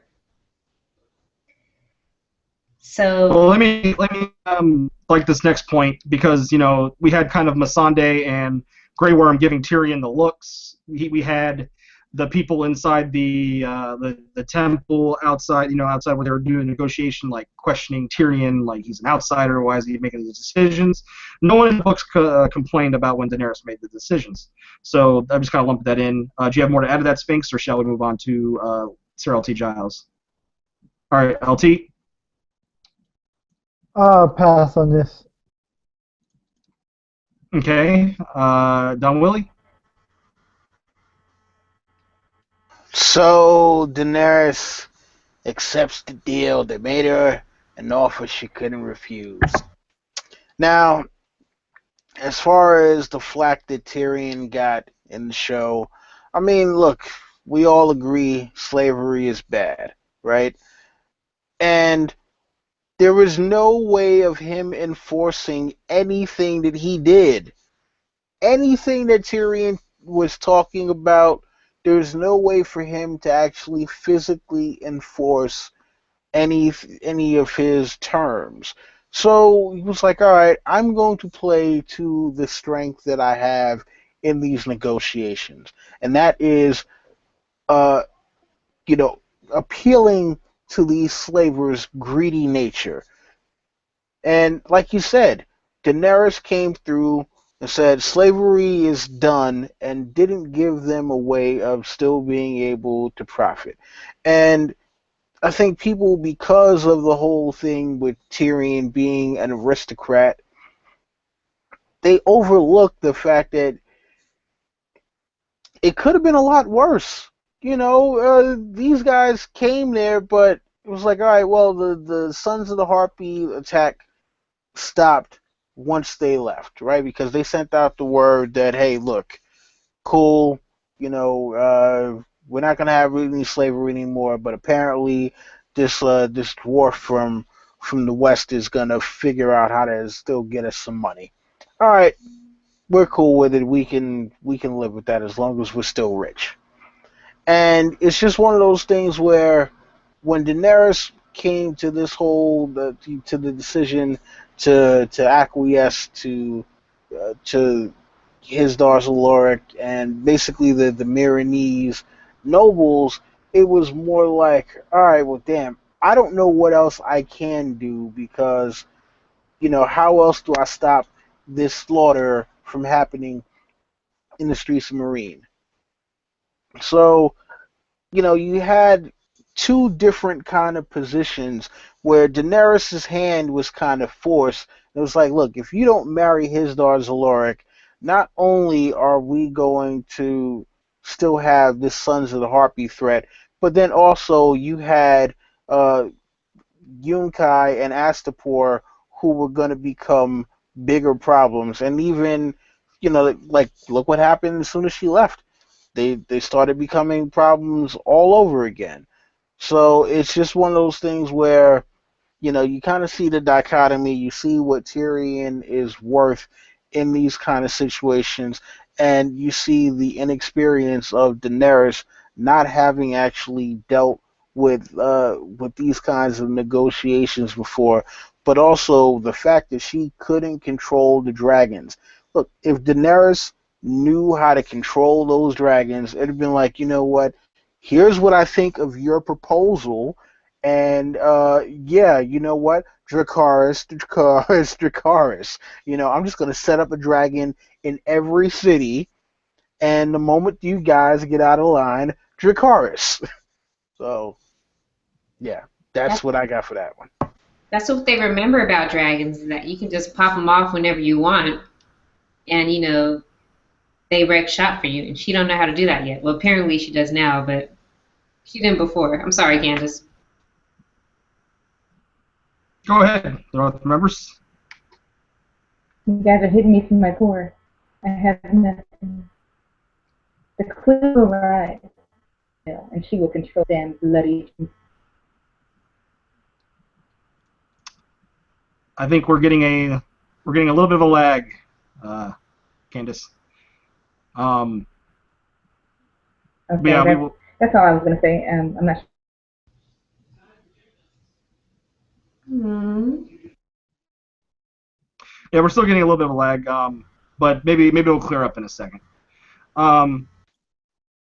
We are down to our last 5 differences, so we will try and breeze through them. Now this one I find very interesting here. Okay, so I went back and looked to verify this, and it's true. Okay, in season 2, when Dany sends her Bloodriders to look for, whatever, she sends Ricaro to Karth, another one somewhere else where he comes back dead, and then there's Aggo, who just never comes into the back end of the show. He just disappears. So you guys remember the scene where Dario and Jorah are in Base Dothraki, and they have to kill the 2 Dothraki because they find out who they are. And the one that gets his head smashed in with the rock is Aggo.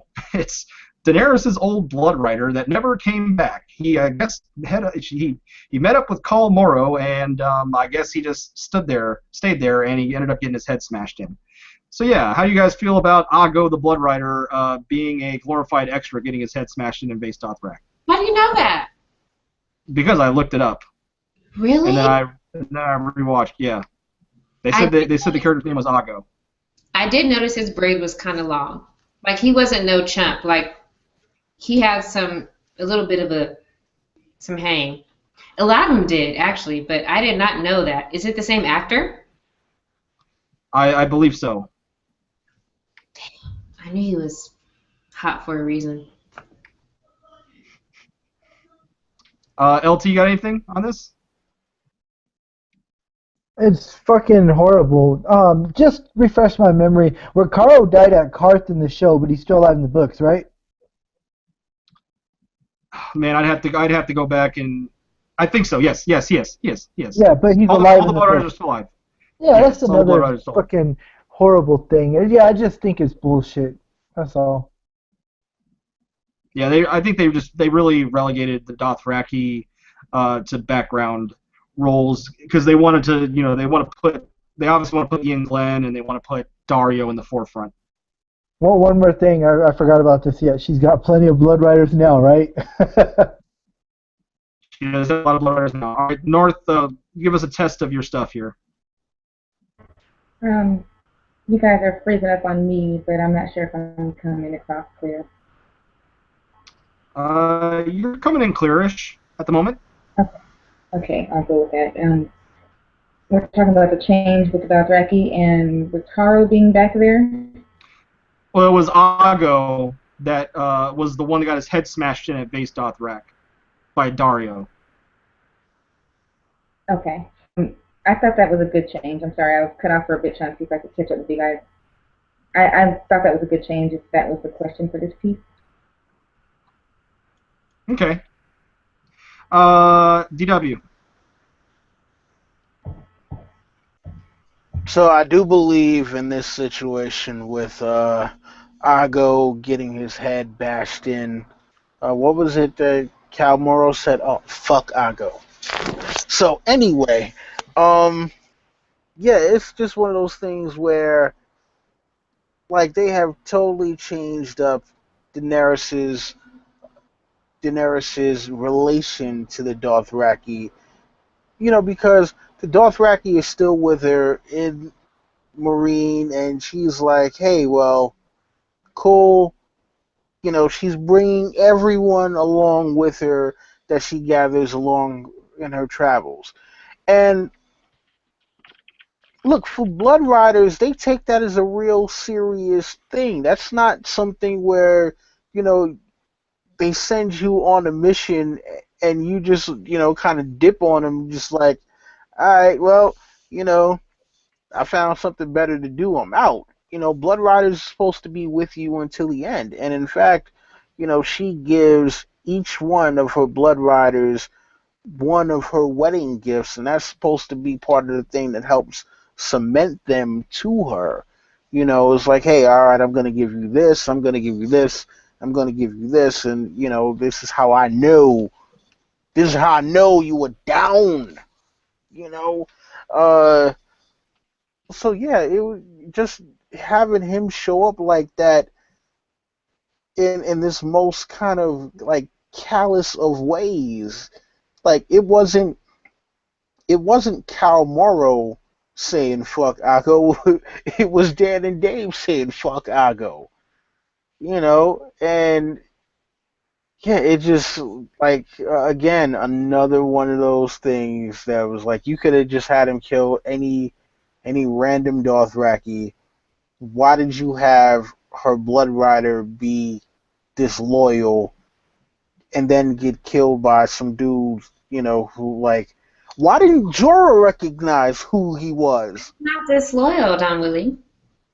Well, how was he not disloyal? He was They supposed to follow come. the call. Whenever the power shifts, that's where they go. It's not about loyal. I mean, But he saw her and he knelt to her, but the whole kneeling thing is not a Dothraki thing. So he I was mean, probably just really amazed by what but he saw. Go ahead. but he said I'm the or you're my blood of my blood. That makes him a blood rider for life. He's supposed to come back. He's not supposed to stick with Cal Morrow.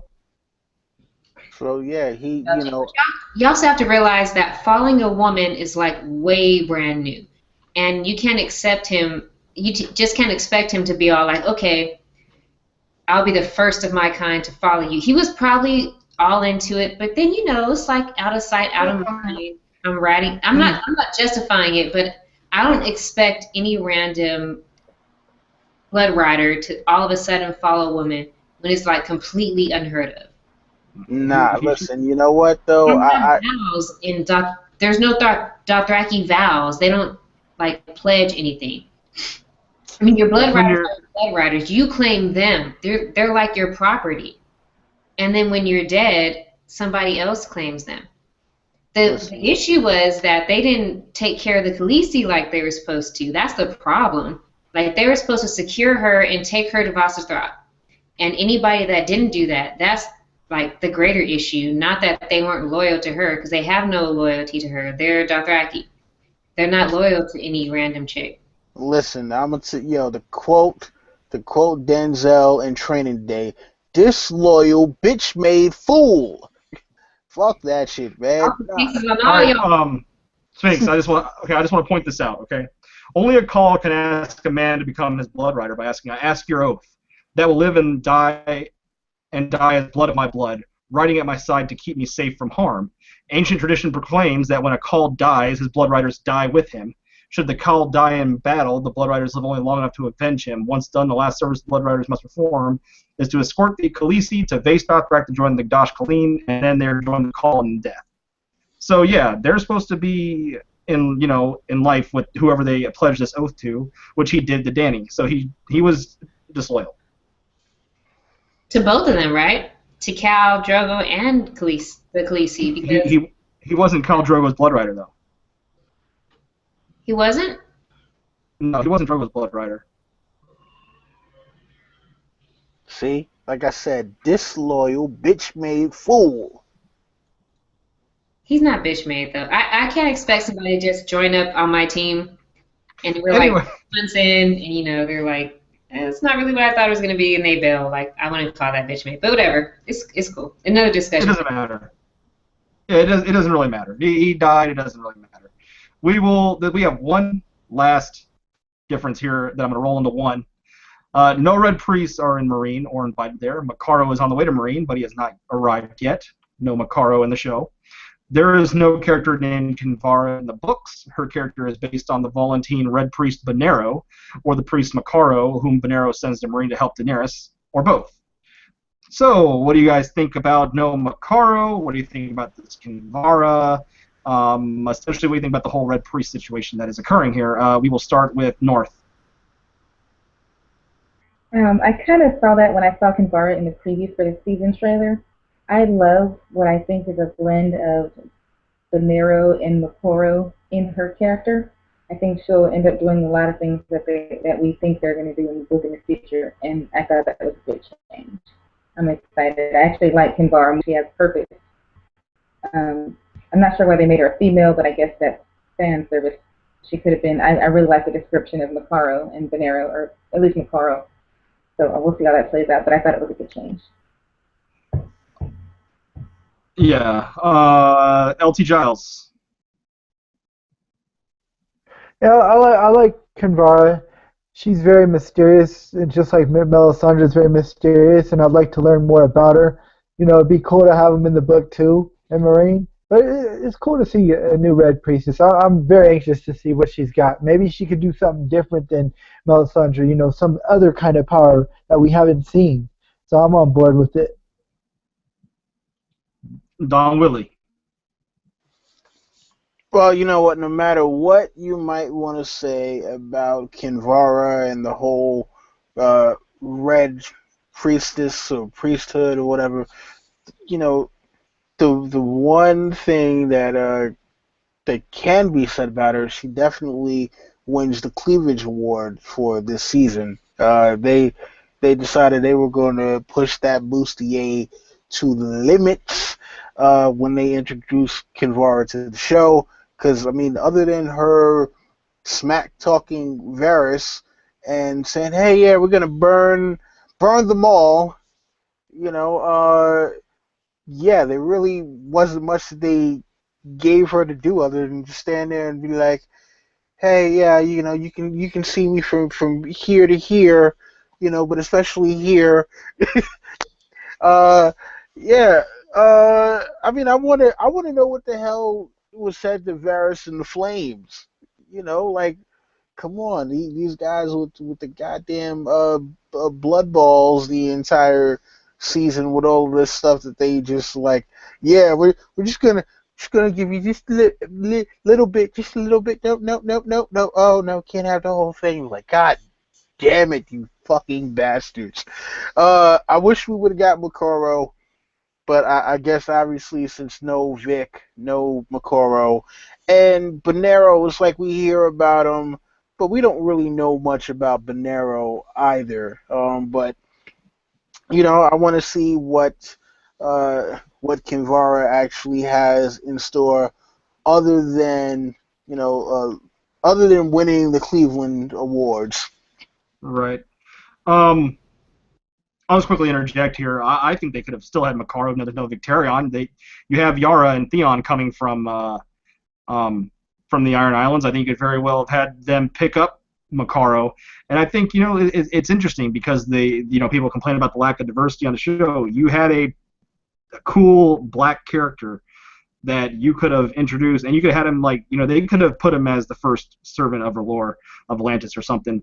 And I think it would have been cool to have, like, I don't know, I see someone like James Earl Jones playing Makaro or something. That'd be awesome. And I'd be all about that. I wish we had Makaro, to be honest. I'd rather have Makaro than Kinvara, in my opinion. But I think they want to keep, for the most part, they're keeping all the important Red Priestesses as women. So I'm assuming that's kind of the theme they're going to stick with. But I would have personally preferred Makaro. He's my favorite Red Priest in the books because he sees everything right in his flames, and I think he's a badass. Do you have something to say, LB? I think Idris, I can't say his name. The guy Stringer from The Wire would have probably been a good Makaro. And also Don Willi, yeah, Kinvara had great cleavage, but you got to admit her eyes were amazing too. Yes, her eyes were amazing, but unfortunately I was distracted from her eyes by the fact that it just like you didn't even look at her face. I did. No, she has green I would like to say eyes. that. Hello, yeah, I noticed that her eyes were green. How could I notice that her eyes were green if I wasn't looking Stop at her there face? first before you went down. Look at him. He's stuttering. He can't get his words together, remembering the cleavage. Oh, come on. Look, I was just about to say, forgive me if they just decided, hey, they're going to go all Jessica Rabbit on us. All right? I mean, you're justified. When Khal Drogo was on the screen, yeah. Oh, okay then. I would say I need to go back and watch that scene again. I'm going to go LT said it could have been again. The Wire. Stringer was Idris Elba, right? If I'm not mistaken, that would have totally worked as Makaro. Nice chocolate tall water. That'd be badass, but I think that his level of, I think his cachet as an actor has transcended the television. I think he's all about making the movies, but he would have been awesome as Makaro. I do agree with that. If he could come back, he would be, like, for real, I would take my off every Sunday and just place them in front of the television. I said I would take my underwear off and place them in front of the television every Sunday if Idris Alba was Makaro? Yes. Well, yes, I'm not going to agree with that necessarily, but Christina, go ahead with your take about this whole Red Priest situation. No Makaro, Kinvara. I like Kinvara. Honestly, I think Melisandre's on her way out. She's washed up. She's tired. She's done. Kinvara is the new deal. And it turns out, guess what, Mel? You're wrong. Oh, snap. You're wrong. You've been wrong. And I think actually now Mel may be right with Jon, but Kinvara is pushing Dany. So I'm really excited to see the conflict when these two Red Priestesses come together and they both have their Azor Ahai, or their one that was promised. Like, what are they going to do? Why did Mel never get a memo that, the whole other culture was not backing Stannis or whoever? Like, it's a great mystery. There's a lot of things to go down. That's a rabbit hole for a whole different conversation there. Regarding Mel, I do think they're setting up a conflict. I do think that they're going to have a history. They're going to show a history between Mel and Kinvara, because Kinvara was kind of like, some of us make mistakes.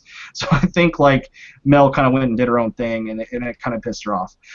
So yeah, and especially since Kinvara called Dany she who was promised, and of course Mel called Jon the prince that was promised. Do you have anything else to add, Christina, or shall we get ready to close this mother down? Yeah, we're closing it down because I have to go to bed. But just another thing, like, what if they're related? Like, what if they're sisters or something? Or they're friends, or they were raised together or something? I mean, they could be. I mean, you have a ruby choker on Kinvara. She's the first priestess or the first servant of Lore. She might be like 200 years older than Mel, for all we know. I just don't want to see them together on screen naked and shaking with their rubies off. I don't need to see that. Hella old. Yeah, don't let us see that. But just tell us about it. But don't let us see it. I don't want to see it. You don't want to see them naked watching Murder, She Wrote together? No, I'm good. I'm good with that. Eating some Werthers. Nah, whatever. You don't want to see old Mel and old Kinvara twerking? Come on, fam. No. No. If somebody's watching this and can draw, and you can draw us a picture of old-ass Mel and old-ass Kinvara twerking, like, we need that. We need to have it quick before next episode. We do not want that. Don't listen to her, Dylan, please. No, we don't want that. So yeah, guys, we have completed our What's the Difference in Meereen. There was a lot of differences. It took 2 parts. Essentially, it took 4.5 hours to talk about all the differences in Meereen without synopsises. So we are going to do our sign-offs. You can plug whatever you want. We're going to start with ladies first. Northland members. Thanks again for having me. Y'all in the chat for hanging with us this late. I was very happy with this episode, part 2 of Meereen. You can check me out on Christina Sphinx's channel for the Not So Silent Sisters on Monday night. Have a good night, y'all. Christina. Thank you guys so much for hanging out with us and watching. And thank you, my sister Candace, because she gets up really early. Like, she has a very demanding job. And you're awesome, Candace. Thank you. For real. I love when you talk with me and my friends. Thank you, everybody in the chat, for sticking it out with us and just, like, hearing our ramblings. So today's Thursday, tomorrow's Friday, so you got Don the Kraken Wit, who'll probably be popping off with a season episode review. The Hypes Watch Q&As this weekend. There's so much, James. You have to help me. I can't remember it all. I have to write it down, and I lost my paper. The Clash of Queens is coming up. I'm so excited. I know I say this every time, but I really, really am. Like, I'm just excited that there's so much happening. I'll just tell you about me. Mondays, me and my sister, Candace, Not So Silent Sisters, we do our episode reviews every Monday. On Tuesday, me and Kyle's fucking chickens, the Chicken and the Sphinx, we do our episode review on that day. And we're done with this, so next Thursday is free, right? Yes, next Thursday is free. There will be another What's the Difference next month. I'm working on something big for that one. Stay tuned for that. But we will go to Don Willi. Yeah, Valor Mongolis, you already know who I am. You already know what the deal is. So, look, tomorrow I will have number 7 of Game of Thrones Season 6. Will it happen in the books? Saturday, of course, we have the Hypes Watch doing our chapter analysis for the recently released Winds of Winter Aaron Dampier chapter, The Forsaken, and another subscriber request because damn it, I need to really hurry up and finish those, so people don't think I've forgotten about them. And thank you again to James for having me for this one. This was pretty interesting, and you already know what the deal is. Right on. Mr. LT Giles. It was a pleasure to be here for What's the Difference again. I'll be on Sunday. I'm off, thank God, so I'll be there for the Q&A and the reaction, and then you catch my review right after the show. And tune in maybe about after this video, about 30 minutes. I'm gonna record LT's Dream Journal, so check that out. It'll be up pretty soon. Once again, James, thank you for having me, and it's always a pleasure. Yeah, no problem. I enjoyed having all my panelists here, of course. I did want to say that Saturday morning at 8 a.m. on the Hypes Watch channel, we're going to be doing our breakdown of the Forsaken chapter, of course, involving a lot of Euron and Dampier craziness. And of course, I want to promote the video I did earlier today. I put a shit ton of work in it. I hope you guys watch it. It's essentially me theorizing who I believe Euron is potentially working for in the books. Aside from that, Sunday morning or Sunday afternoon Q&A, Don Willi's channel Sunday night, breaking down the episode we just saw, and of course tomorrow we're going to probably be doing the breakdown on Don the Krakenless channel. So yeah, guys, I'm glad you joined us. I hope you guys had fun. Enjoyed everyone in the chat. We will talk to you guys next time. If you liked the video, hit the like button, share it on social media, and subscribe. Until next time, adios.